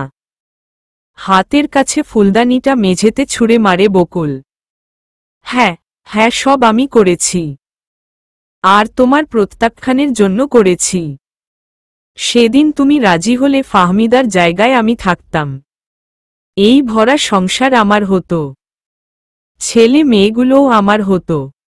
তাই তোমার জীবন থেকে পারিবারিক শান্তিটাই কেড়ে নিতে চেয়েছি, আর সফলও হয়েছি। ফাহমিদা বেগম বকুলে গালে সপাটে চর বসিয়ে দিলেন। বকুল যেন আরো হিংস্র হয়ে উঠল। নিজের চুল টেনে ধরে। নাজিফা দ্রুত গিয়ে তার মাকে আটকায়। বাবার খুব আদরের ছিলাম, আদরে আদরে বাদর তৈরি হলাম। কখনো নিজের মনের কথা মনে চেপে রাখতে পারতাম না। ভালোবাসা, সংসার এসব যখন বুঝতে শিখি তখন আমি মনে মনে তোমাকে চাইতাম। কল্পনায় তোমায় নিয়ে সংসার করতাম। নিজের মনের কথা বলাতে তুমি হেসে উড়িয়ে দিল। ভাবলে আমি তোমার সাথে মজা করছি। আমাকে নাকি তুমি নিজের বোনের মতো মনে করো। বছর পার হওয়ার পর আবারও বললাম। এরপর বললে তোমার পক্ষে এসব সম্ভব। নিজের বোনের সাথে এসব করে নাকি কেউ? একদিন হুট করেই ফাহমিদাকে বিয়ে করে নিয়ে এলে। রাগ হতে শুরু করল আমার। তোমাদের দুজনকে একসাথে দেখতে হৃদয় পুড়ত আমার। মনে হতো মরে যাই। এর মাঝে বাবা মারা গেল। মা তোড়জোড় করে আমার বিয়েও হলো। কিন্তু সংসার আর করতে পারলাম না। কিভাবে করব? আমার সবটা জুড়ে যে তুমি। মনে একজন রেখে আরেকজনের সাথে সংসার করা যায়? আমিও পারিনি। সংসার ছেড়ে চলে আসি। আমার শোকে মাও মারা গেল। তোমার মেয়ে হয় শিহাব হয়। আমি তোমাকে বুঝাই আমি আগের সবকিছু ভুলে গেছি। তোমাদের বাড়ি আসা যাওয়া শুরু করি। নাজিফাহকে নিজের মেয়ে মতো বড় করতে শুরু করি। এত কিছু করে আমি শুধু তোমাকে বুঝাতে চেয়েছি একটা মেয়ের সংসারের স্বপ্ন ভেঙে গেলে ঠিক কেমন লাগে। একটা সুন্দর পরিবারের স্বপ্ন আমিও দেখেছিলাম। সবাই স্তব্ধ বা ক্রুদ্ধ। সামান্য ভালোবাসার প্রত্যাখ্যান করেছে বলে সেই রেস এতটুকু পর্যন্ত এসেছে। সহজ সরল বকুল এতটা হিংস্র তা হয়তো সবার কল্পনার বাইরে। আমার সংসারটা শেষ করার মানে কি? নাকি সকল বিপদ আপদ থেকে রক্ষা করা, তোর সকল মতামত প্রাধান্য দেওয়া আর ভাই হিসেবে বোনকে ভালোবাসার প্রতিদান দিলই? সালাম সাহেবের প্রশ্ন শুনে তাকান উনি। তোর বউ জানত সব। আমি যে ওই মানুষটাকে কতটা চাই। কতবার বলেছি উনাকে যেন আমার করার ব্যবস্থা করে দেয়। ভালো মানুষের বাচ্চা বলে কিনা মেয়ে হয়ে কোনো মেয়ের সংসার নষ্ট করতে পারবে না। তাই ওর সংসারেই আগে আগুন জ্বেলেছি। রাগে ফোঁস ফোঁস করছেন বকুল। অনুতপ্ততার ছিটেফোঁটাও তার মাঝে নেই। বরং সে যেন বেশি তৃপ্তি পাচ্ছে এসব করে। বসা থেকে উঠে দাঁড়ান খালেদ মোশাররফ। তোর কলিজা নিশ্চয়ই ঠান্ডা হয়েছে এসব করে। তোর কাছে আমি চিরকৃতজ্ঞ। আর সালাম তোর কাছেও কৃতজ্ঞ। আমাকে একজন। আর ভাবি আমাকে মাফ করে দিন। আমার জন্য আপনাকে এতদিন নরক যন্ত্রণা ভোগ করতে হয়েছে। আমি পরকিয়া করি। তোর আর মনোমালিন্যের ব্যাপারটা আড়ালে ছিল সেটাই ভালো ছিল। আজ সবকিছু খোলাসা হওয়ার পর নিজেকে নরকের কীট মনে হচ্ছে। সামনের দিকে পা বাড়াতেই তাহমিদ ফাহিমকে ইশারা করে বাবার পা ধরে মাফ চাওয়ার জন্য। ইশারা বুঝে ফাহিম বাবার পায়ে এসে লুটিয়ে পড়ে। পা ধরেছিস কেন? মাফ তো আমার চাওয়া উচিত। সবকিছুর মূল তো আমি প্রত্যাখ্যান করেছি বলেই তোরা ভাই বোন মানসিক আর শারীরিক যন্ত্রণা ভোগ করেছিস। তাহমিদ, এদেরকে বলো আমার বাড়ি ছেড়ে চলে যেতে। এরা আমার পরিবারের মানুষের আরো বড় ক্ষতি করবে না, তার গ্যারান্টি কি? ফাহমিদা, রুমে এসো, আমার প্রেশারের ঔষধ দিয়ে যাও, আমি ঘুমাবো। চলে গেলেন খালেদ মোশাররফ। চলে গিয়ে আবারও ফিরে এলেন খালেদ মোশাররফ। ফাহমিদা, কথা কানে যায় না? বলেছি না রুমে আসতে। আর বেয়ানেরা, আমি অধম ক্ষমা প্রার্থী আজকের এই অস্বস্তিকর পরিস্থিতির জন্য। ফাহমিদা বেগম আর খালেদ মোশাররফ চলে যেতেই নাজিফাহ মেঝেতে থাকা ফুলদানির ভাঙা টুকরোগুলো সরিয়ে বসে পড়ে। তুমি না বলতে আমি তোমার মেয়ের মতো। সংসার টিকে গেলে আমার মতো তোমারও হয়তো মেয়ে থাকতো একটা। কি করে পারলে এমন করতে? নিজের পেটের মেয়ে হলে এমন করতে পারতে? বিগত 5টা বছর আমি নরক যন্ত্রণা ভোগ করেছি। প্রতিটা দিন, প্রতিটা রাত আমি গলাকাটা মুরগির মতো ছটফট করেছি। আমার বুকটা জানে কত কাতরেছি, আল্লাহর কাছে মোনাজাতে কত কেঁদেছি। শুধু আমার অপরাধ কি এটা জানার জন্য? আমার সেই একটা মুহূর্তের মানসিক যন্ত্রণাও যদি তোমার জীবনে অভিশাপ হয়ে আসে, না সহ্য করতে পারবে না তুমি। আমার চোখের এক ফোঁটা পানি যদি আল্লাহ কবুল করে নেন, তুমি তলিয়ে যাবে। 5টা বছরে তুমি আমাকে তিলে তিলে মেরে ফেলেছ। নারী মায়ের জাত, কিন্তু সব নারী মা হওয়ার যোগ্যতা থাকে না। মমত্ববোধ সকল নারীর মাঝে থাকে না। কেউ যদি প্রশ্ন করত আমার প্রিয় মানুষকে, আমি চোখ বন্ধ করে মুখে হাসি ফুটিয়ে বলতাম, আমার বকুল ফুফু। সে আমার আরেকটা মা। মায়ের পরে সে আমাকে আগলে রাখে। তবে আমি জানতাম না আমার সকল মানসিক যন্ত্রণার কারণ একমাত্র সে। কিছু কিছু মানুষের শূন্যস্থান কখনো পূরণ হয় না। আমার জীবনে আমি তোমার শূন্যস্থান কখনো পূরণ হতে দিব না।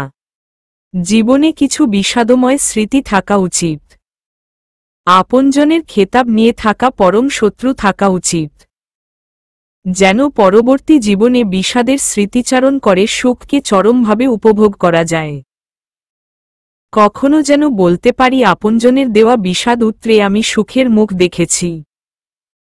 এই সুখ আমার কাছে মহামূল্যবান। বাবার মতো আমিও কৃতজ্ঞ। তবে আজকের পর বরাবর মতো আমার অপছন্দের তালিকার শীর্ষে থাকবে তুমি।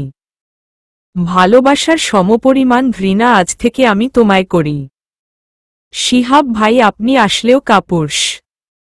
যদি পুরুষ হতেন আজকের পরিস্থিতি কখনো আসতই না। আপনি পারতেন এসব আরও আগে বন্ধ করতে। কেউ একজন আপনাকে নাচিয়ে গেল আর আপনি নেচে গেলেন। আপনি অবুঝ?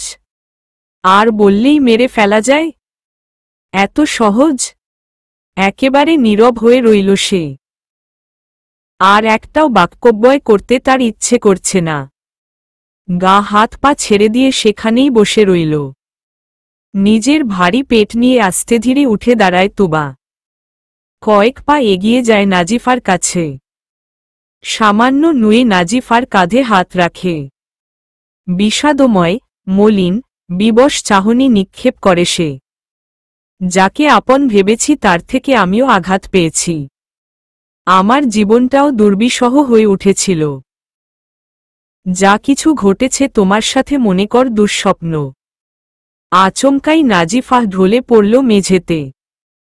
তাহমিদ, নাজিফাহকে ধর। আমি পেটের জন্য ধরতে পারছি না। তৎক্ষণাৎ তাহমিদ দৌড়ে এসে নাজিফাহকে বুকে আগলে নেয়। এরপর এক এক করে সবাই কাছে আসে। জ্ঞান হারিয়েছে নাজিফাহ। হয়তো এত বড় সত্যিটা মেনে নিতে পারছে না। মানসিক চাপটা বেশিই হয়ে গিয়েছে। ওর চোখে মুখে পানির ছিটিয়ে দে। তাহমিদ ভাই, আমি কি মাকে ডাকব? ফাহিমের কথা তাহমিদ তড়িৎ গতিতে বলে। না, না ডাকার দরকার নেই। আমি সামলে নিব।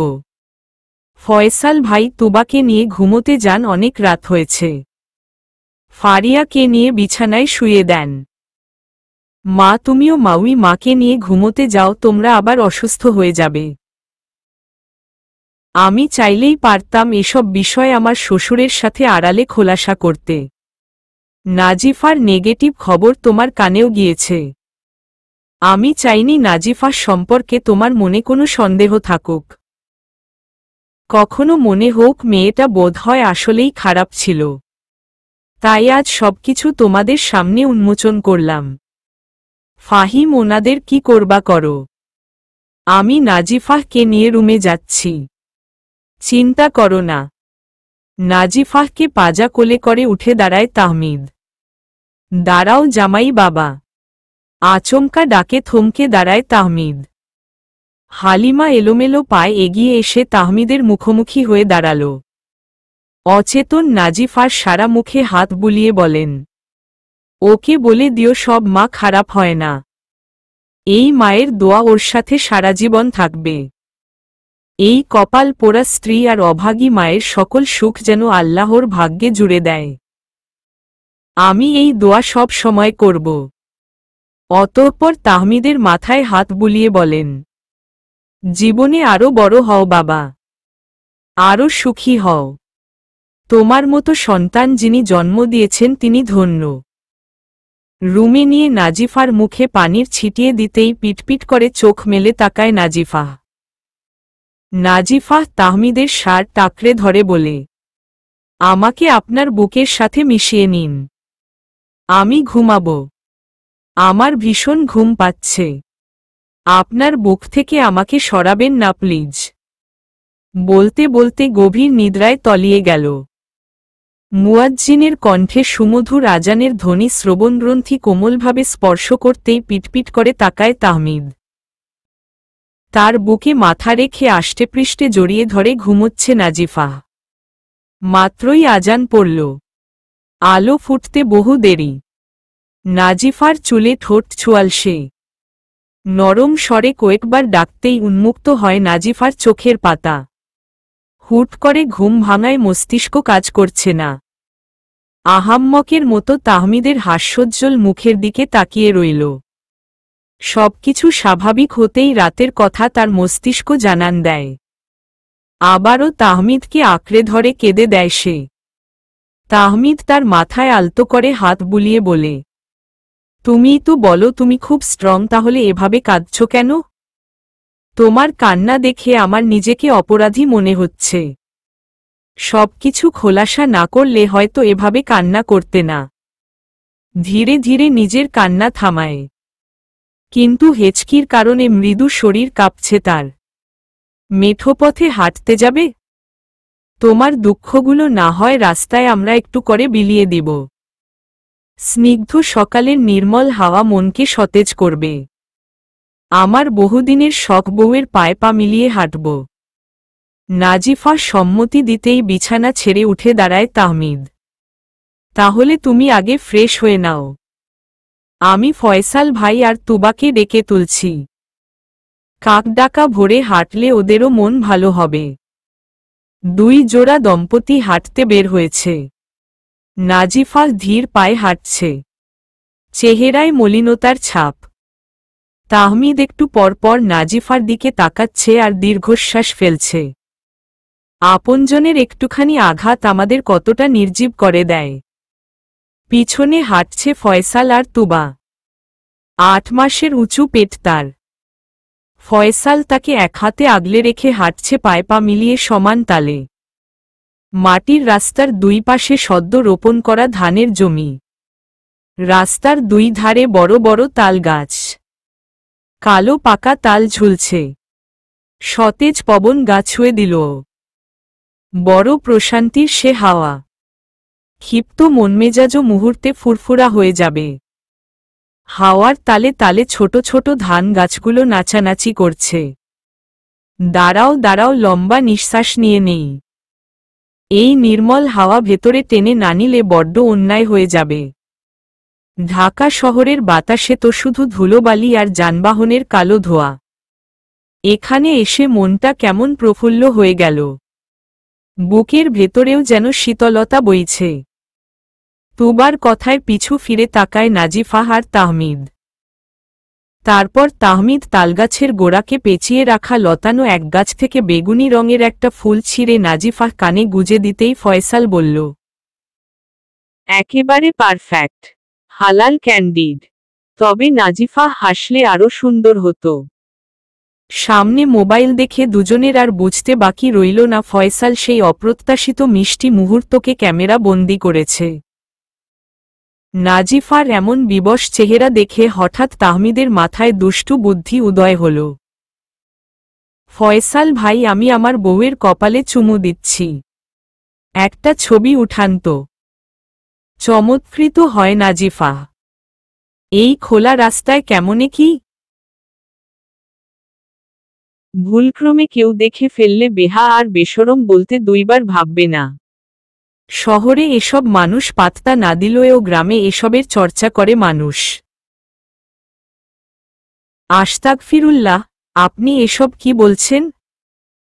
তাহমিদ কোনো বাক্যব্যয় তার উষ্ণ ঠোঁট যুগল ছুঁয়ে দিল নাজিফার কপালে।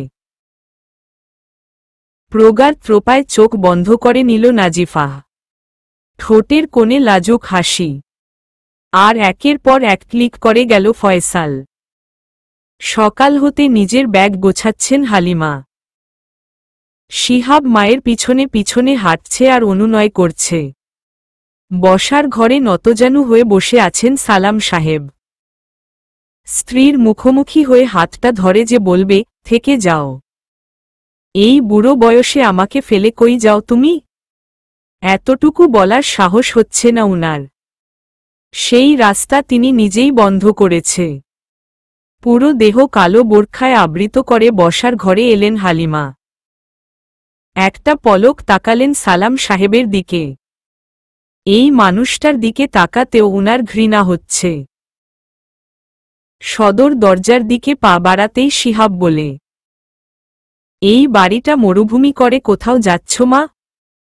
আমি তোমাকে ছাড়া থাকতে পারবো না। চরিত্রহীন মায়ের সাথে থাকার চেয়ে মরুভূমিতে থাকা ঢের ভালো। এই বাড়িতে থাকা আমার জন্য মৃত্যুসম। তবুও বহু কষ্টে থেকেছি রাতটা। যে পুরুষ মানুষ এতগুলা বছর একসাথে থাকার নিজের স্ত্রীকে চিনতে পারে না, তার সাথে এক ছাদের নিচে থাকা আমার সম্ভব না।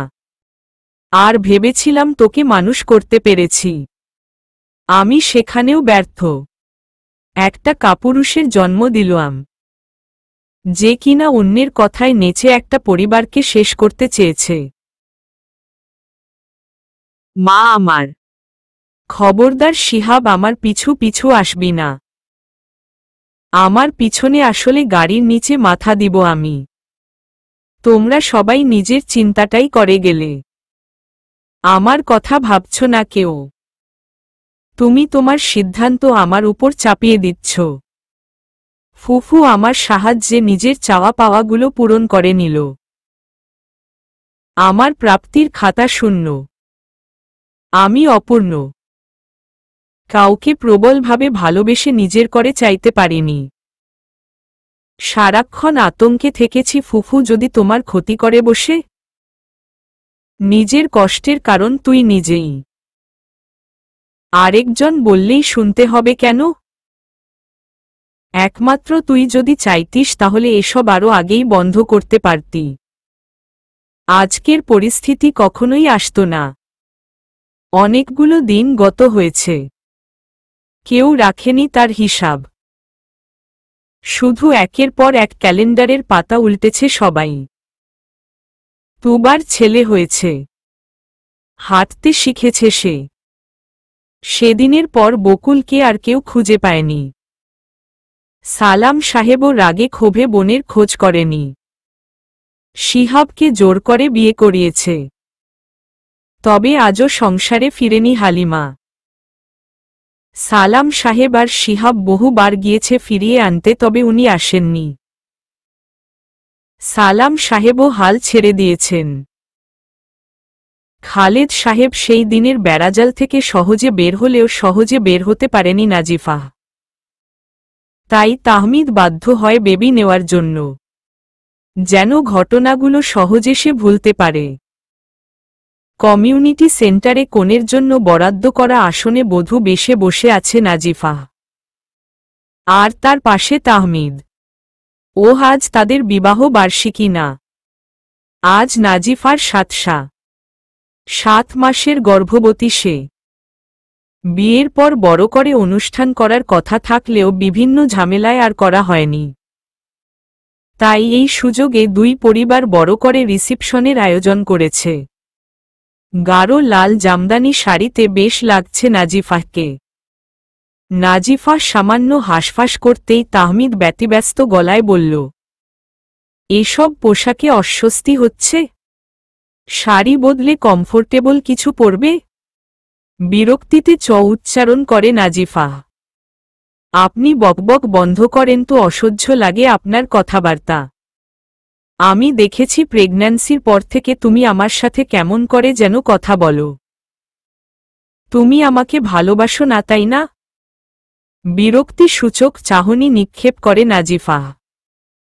আমি কখনো বলেছি আমি আপনাকে ভালোবাসি?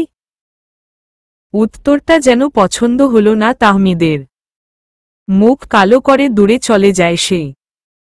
তাহমিদের এমন চেহারা দেখে মুখ টিপে হাসল নাজিফা। বাবু পেটে আসার পর থেকে তাহমিদকে এভাবেই জ্বালায় নাজিফা। মানুষটাকে বিরক্ত করে যেন এক অনন্য সুখ মিলে। এভাবে মেয়েদের মতো মুখ কালো করে দাঁড়িয়ে না থেকে দেখেন গিয়ে ফাহিম এলো কিনা। সেই সকালে গেল, এখনো আসছে না। তাহমিদ চলে যেতেই মনোয়ারা বেগম উনার বয়সী একজনের সাথে কথা বলতে বলতে এগিয়ে এলেন নাজিফার কাছে। তৃপ্ত হেসে জিজ্ঞেস করলেন, খিদে পেয়েছে তোর? খাবি কিছু? নিয়ে আসবো আমি? নাজিফা ফিরতি হেসে বলে, এখন আর কিছু খাবো না, মা একটু আগে খাইয়ে গেল। মনোয়ারা বেগম আবারও কথা বলতে বলতে চলে গেলেন। জানেন ভাবি, আমার সংসার আজ পূর্ণ। নাতি নাতনি যাই হোক আমার সমস্যা নেই। কবে সে দুনিয়ায় আসবে আমার তরস হইছে না। শাশুড়ির কথাগুলো কানে আসতেই সুখকর হাসল নাজিফা। মেহমান আপ্যায়নে ব্যস্ত সবাই। নাজিফার চিন্তিত ভঙ্গিতে বারবার মেইন গেটের দিকে তাকাচ্ছে। অপেক্ষা ফাহিম আসার। প্রায় মিনিট 30 বাদে ফাহিম এলো এবং তার পিছনের মানুষটাকে দেখে অধর যুগল প্রসারিত করে সে। এই মানুষটার অপেক্ষায় সেই কখন থেকে আছে। মানুষটা নাজিফার কাছাকাছি এসে দাঁড়াতে নাজিফার চাচি বলে জড়িয়ে ধরল। আমাকে এখানে আনিয়েই ছাড়লি। নিঃশব্দে হাসল নাজিফা। ফাহিমকে চোখে ইশারা করতেই সে কোথাও গেল। এখন আমার পুচকোর জন্য কি এনেছ? দোয়া আর ভালোবাসা। আর যেদিন পৃথিবীতে আসবে সেদিন দিব অন্য কিছু। হালিমা। চিরপরিচিত সেই কণ্ঠে নিজের নাম শুনে চকিত হন হালিমা। মৃদু কেঁপে ওঠে উনার শরীর।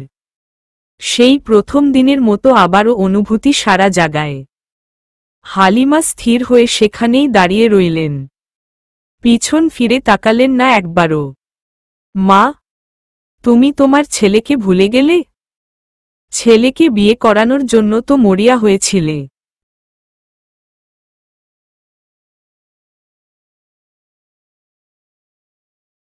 যখন বিয়ে করলাম আসলে না তো। আমাকে দোয়াও করলে না। দুফোঁটা নোনাজল গড়িয়ে পড়ল হালিমার গাল বেয়ে। নাজিফা হালিমার হাত ধরে সালাম সাহেবের মুখোমুখি দাঁড়ালেন। বলেছিলাম না তোমার জন্য সারপ্রাইজ আছে, না গেলে মিস করবা।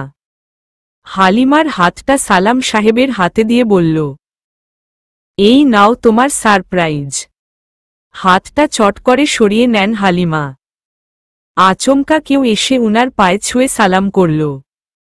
স্পর্শে ভয় পেয়ে যান। তোমার ছেলের বউ। তাকে কেন শাশুড়ির মায়া মমতা থেকে বঞ্চিত করছ? মেয়েটার মা নেই চাচি, তাকে একটু নিজের ছায়াতলে রাখো। যা হয়েছে ভুলে যাও। এত রাগ ভালো না তো। রাগ হলো এক প্রকার অভিশাপ। রাগ হলেই দেখবে প্রাপ্তির খাতা শূন্য। তোমাদের বয়স হয়েছে। এই বয়সে এখন তোমাদের একজন আরেকজনের সঙ্গ প্রয়োজন। মানছি চাচা ভুল করেছে।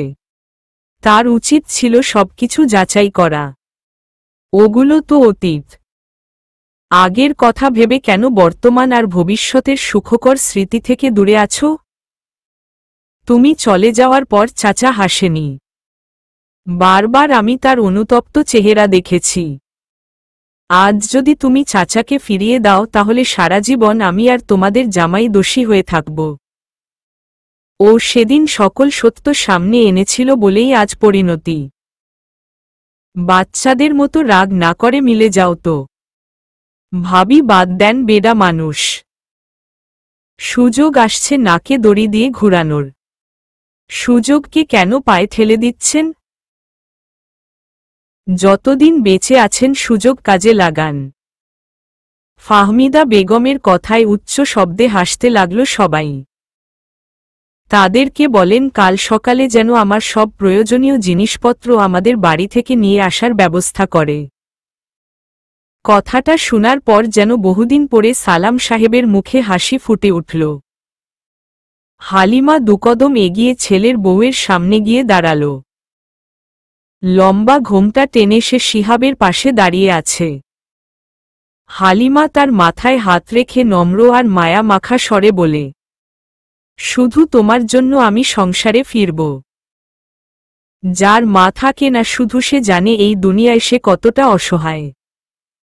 তোমার মায়ের স্থানটা আমাকে দিবে তো? অশ্রুসিক্ত আখিতে সে হালিমার দিকে তাকিয়ে রইল। বকুল ফুফু যদি তার ভুল। নাজিফাহ কথা শেষ করতে পারল না, এর আগেই গর্জে উঠেন সালাম সাহেব। ওই জানোয়ারের নাম নিবি না। ওর জন্যই আজ আমাদের সবার জীবনটা এমন। সুখের মুখ দেখিনি কেউ বহু বছর। ও নেই, সবাই একটু হলেও সুখী। সন্ধ্যা হতে চলল। অনুষ্ঠান প্রায় শেষের পথে। তুবার ছেলের খাওয়ার সময় হয়েছে। সে ফয়সালের কাছে। ফয়সাল খুঁজতে গেলেই তামান্না তুবাকে টেনে আড়ালে নিয়ে যায়। এভাবে টেনে আনলি কেন? তিহানের খাওয়ার সময়। খাওয়াবো এখন। তোর সাথে একজন দেখা করতে এসেছে। তুবা কপাল কুঁচকে বলে, কে? আমি। পিছনের মানুষটাকে দেখে চমকে উঠে তুবা। তবে কোনো কথা বলল না। মুখ ফিরিয়ে নিল। কথা বলবি না আমার সাথে? মানুষ মাত্রই তো ভুল করে। আমিও ভুল করেছি। মানুষ বহু বছর ধরে ভুল করে। ক্ষমা করে দিন না হুমায়রাকে।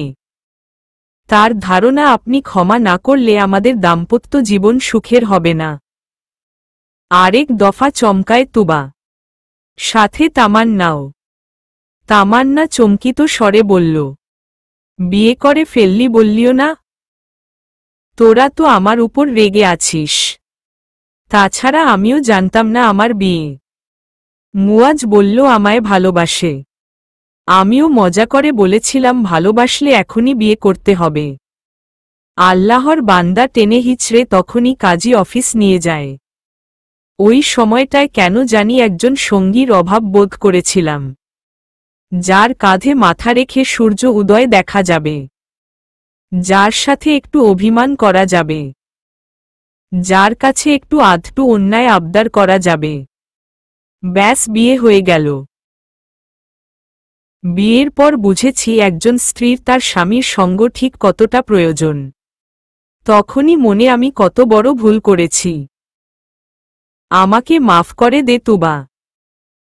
আমাদের বিয়ের প্রথম ও ঠিক থাকলেও পরে হাসফাস করতে থাকে। একটা সময় পরে সব খুলে বলে আমাকে। আমি বলেছিলাম ক্ষমা চাইতে। ক্ষমার চেয়ে মহৎ আর কিছুই নেই। ও আপনাদের সামনে আসতে চাইছিল না। ভুল তো মানুষই করে, তাই না? হয়তো ও জেনে বুঝে করেছে। হুমায়রা ও মুয়ায়ের দিকে পিঠ দিয়ে দাঁড়িয়েছিল তুবা। তামান্না কেউ যদি ভেবে থাকে এভাবে বিয়ে করলে সে পার পেয়ে যাবে তাহলে সে ভুল করছে। সুলতানস ডাইনে পুরো 1 সপ্তাহ কাচ্চি খাওয়াতে হবে। বলে দে তাকে। তুবার কথায় যেন হুমায়রা আকাশের চাঁদ পেয়ে গেল। এক ছুটে এসে পিছন থেকে শক্ত করে জড়িয়ে ধরে তুবাকে। যতদিন ইচ্ছে ততদিন খাওয়াবো, তারপরও ক্ষমা কর আমাকে।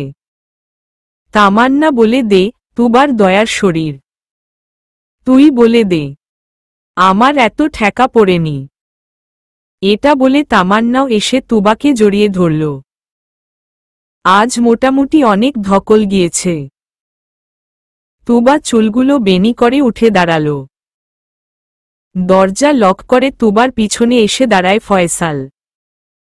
কোমর ধরে তুবাকে নিজের আরও একটু কাছে নিয়ে আসে। তুবা মুচকি হেসে ফয়সালের বুকে নিজের পিঠ ঠেকাল। বিছানার দিকে ইশারা করে বলল, আজ ফারিয়া এখানে থাকবে?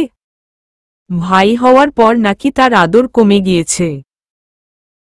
ভাইকে বেশি বেশি আদর করার জন্যই নাকি তাকে তার দাদির সাথে ঘুমোতে বলি। তাই বান্দা আজ আমাদের সাথে ঘুমোবে। মেয়ে আমার তো ঠিকই বলেছে। মেয়ের মা এখন মেয়েকেও আদর করে না, মেয়ের বাবাকেও আদর করে না। ফয়সালের কাছ থেকে নিজেকে ছাড়িয়ে কোমরে হাত রাখে তুবা। ছেলে মেয়ে দুইটা আসমান থেকে টপকাইছে তাই না? ফয়সাল আবারও তুবার কোমর টেনে আরও কাছে আনে তুবাকে। খোঁচা খোঁচা দাড়িতে আবৃত গাল দিয়ে তুবার গাল ঘষে বলে, আসমান থেকেই তো টপকাইছে। ফারিয়াকে জিজ্ঞেস করলে ও এটাই বলবে।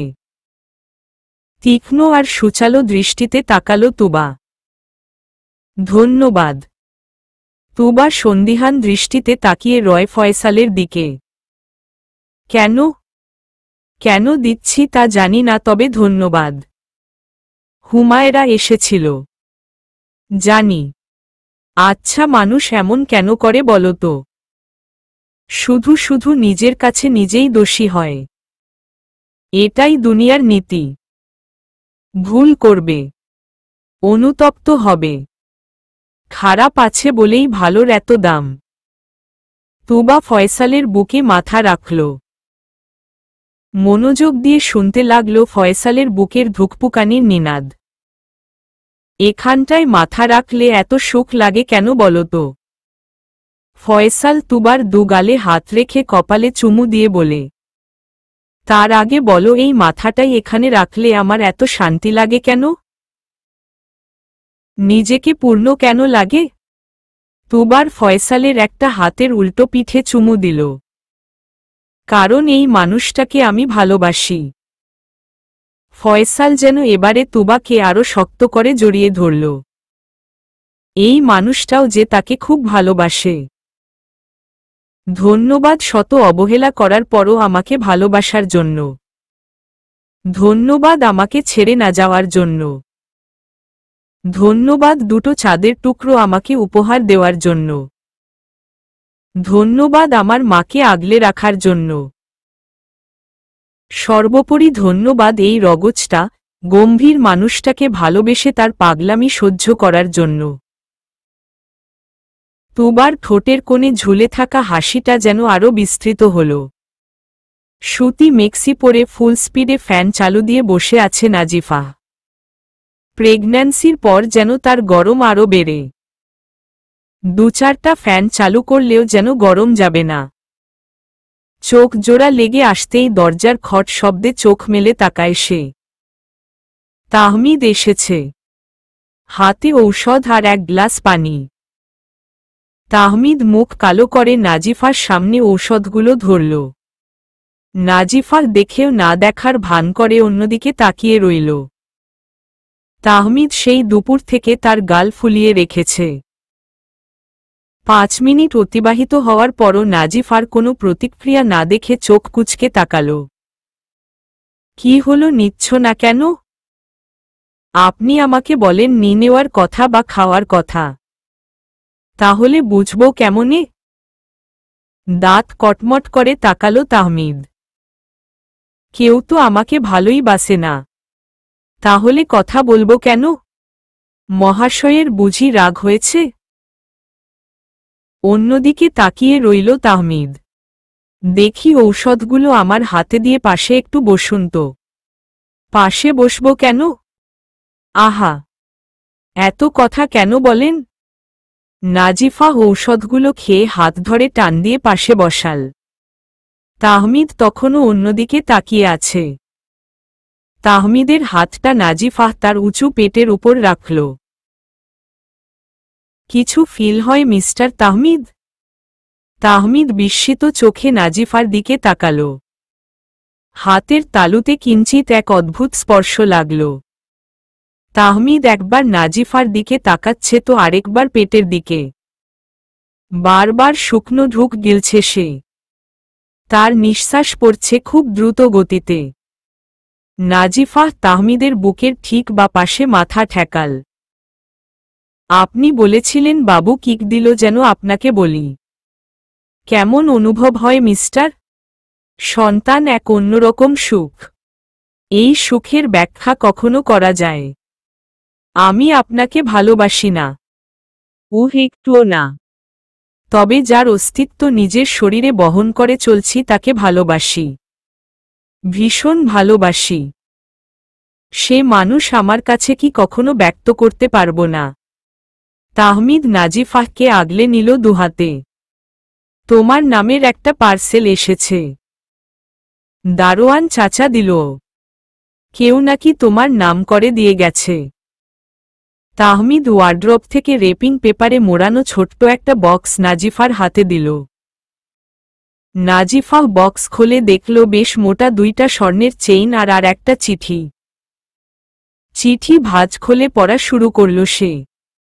প্রিয় নাজিফা, নিশ্চয়ই এই খারাপ মানুষটাকে ভুলে গিয়েছিস? যাবারই কথা। তোদের সবার সাথেই অন্যায় করেছি। তখন না বুঝলেও এখন বুঝি। আমার ভাই যদি আমাকে পুলিশে দিয়ে সেই ভয় পালিয়ে এসেছিলাম। আমাকে মাফ করে দিস মা। সবাইকে বলিস আমাকে মাফ করে দিতে। আমি তোদের খবর রাখি। আমার সেই ছোট্ট নাজিফাহ কদিন বাদে মা হবে। সেই ছোট্ট নাজিফাহ কত বড় হয়ে গেল। হয়তো বা তোর বাবার সাথে রাগ আর জেদ থেকে তোর সাথে এত কিছু করেছি। তবে তুই আমার সন্তানের মতোই ছিলি। এখানে দুটো চেইনের একটা চেইন তোর সন্তানের জন্য আর একটা চেইন আমার শিহাবকে দিবি। যখন সে বাবা হবে তখন তাকে বলিস আমাকে ক্ষমা করে দিতে। তার ফুফু তাকে তার ভালোবাসা থেকে দূরে ঠেলে দিয়েছে। আমার জন্যই নিজের ভালোবাসাকে। যাই হোক কখনো আমার খোঁজ করিস না। আমি যেখানেই আছি ভালো আছি। তোদের আশেপাশেই আছি। আমি মারা গেলে হয়তো আমার লাশ তোদের ঠিকানায় যাবে, নয়তো আমার মৃত্যুর খবর। প্রাণহীন দেহটাকে অবহেলা করিস না। নিজের যত্ন নিস। নতুন অতিথির জন্য এই খারাপ মানুষটার পক্ষ থেকে অনেক দোয়া এবং ভালোবাসা। শিহাবকে বলিস বউকে যেন কখনো অবহেলা না করে। ইতি তোদের সবার অপরাধী। বকুল। চিঠি পড়ে থমথমে মুখে বসে রইল নাজিফা। তাহমিদ নাজিফার এমন থমথমে মুখ দেখে কাঁধে হাত রাখল। চিঠি পড়ে মন খারাপ হয়ে গেল। শুষ্ক ওষ্ঠদয় জিহ্বা দিয়ে ভিজিয়ে নেয় নাজিফা। মানুষ এমন কাজ কেন করে বলুন তো? যে কাজের জন্য তাকে তার আপনজন দেখে দূরে থাকতে হয়। উনি উনার ভুল আরও আগে বুঝলে তো আজকের চিত্র অন্যরকম হতো। মানুষের কর্ম তাকে তার আপনজন থেকে একটু একটু করে সরিয়ে দেয়। নিজের ভুল বুঝতে পেরেছে, তবে সময় খুইয়ে চিত্র ভিন্ন তো অবশ্যই হতো। তুমি শিহাব সাহেবের বউ থাকতে। তাহমিদের কথায় তীক্ষ্ণ দৃষ্টিতে তাকায় নাজিফা। নাকের বাঁশি ফুলিয়ে রাগে ফুঁসছে সে। আচ্ছা ঠিক আছে, রাগতে হবে না। চাঁদের আলোয় চারপাশ কেমন ঝলমল করছে। চলো না ছাদে যাই। হুম খেয়ে দে, আর কাজ নাই। আমি এই শরীর নিয়ে ছাদে যাই আর কিছু একটা হয়ে যাক। আপনার ইচ্ছে হলে আপনি ছাদে গিয়ে চন্দ্র বিলাস করেন। তাহমিদ আয়াতুল কুরসি আর 3 কুল পড়ে নাজিফার শরীরে ফু দিল। নাও, আর কিছু হবে না, আল্লাহ আছে তো সাথে। ছাদে যাওয়ার উদ্দেশ্যে দুজন বের হল। কয়েকটা সিঁড়ি অতিক্রম করে নাজিফা বলে উঠল, আমি যাব না, আমার বেশ ক্লান্ত লাগছে, সিঁড়ি ভেঙে আর উঠতে পারছি না। তাহমিদ কোনো বাক্য ব্যয় করল না, সোজা পাজা কোলে তুলে নিল নাজিফাহকে। নাজিফাহ টাল সামলাতে না পেরে তড়িঘড়ি করে তাহমিদের গলা জড়িয়ে ধরল। এবার ঠিক আছে? মুচকি হেসে মাথা দুলায় নাজিফাহ। তাহমিদ একটা একটা করে সিঁড়ি অতিক্রম করছে আর গুনগুন করছে। আচমকা সুর থামিয়ে বলে, বেশ মোটা হয়ে গিয়েছ তুমি। আপনার বংশধরকেই পেটে নিয়ে ঘুরছি, তাই একটু মোটা না হলে চলে? চাঁদের দিকে মুখ করে বসল দুজন। তাহমিদ নাজিফাহ কোমর প্যাঁচিয়ে ধরল, আর নাজিফাহ আদুরে বিড়াল ছানার ন্যায় তাহমিদের আধখোলা বুকে মাথা রাখে। হুট করে নাজিফাহ তাহমিদের চুলের ভাঁজে হাত গলিয়ে দেয়, নাকে নাক ঘষে বলে, এই শরীরের স্পর্শ আমাকে প্রশান্তি দেয়। এই শরীরে যেন মাতাল করা এক গন্ধ আছে, আমাকে মাতাল করে দেয়। এই মানুষটা সাথে থাকলে নিজেকে নিরাপদ অনুভব করি। মানুষটাকে ভালোবেসে ফেললাম না তো? এমনটা তো মোটেই কাম্য না। আমার বাবুর বাবা যে রাগ করবে। নাজিফার এমন ছেলেমানুষি কথায় ফিক করে হেসে উঠল তাহমিদ। নাজিফার মুখটা হাতের আজলায় নিয়ে নাজিফার ওষ্ঠে সুদীর্ঘ এক চুমু দিল। ভালোবাসি, ভীষণ ভালোবাসি, ঠিক যতটা ভালোবাসলে মায়া কাটানো দুঃসাধ্য হয়ে পড়ে, ঠিক যতটা ভালোবাসলে ভালোবাসার মানুষটার সাথে 1000 বছর বাঁচতে ইচ্ছে করে, আমি ঠিক ততটাই ভালোবাসি। নাজিফা আবারও তাহমিদের বুকে মাথা রেখে দুহাতে জড়িয়ে ধরল। জানেন, প্রথম দিন আপনাকে দেখে ভেবেছিলাম আপনি বিয়ে করে ফেলেছেন,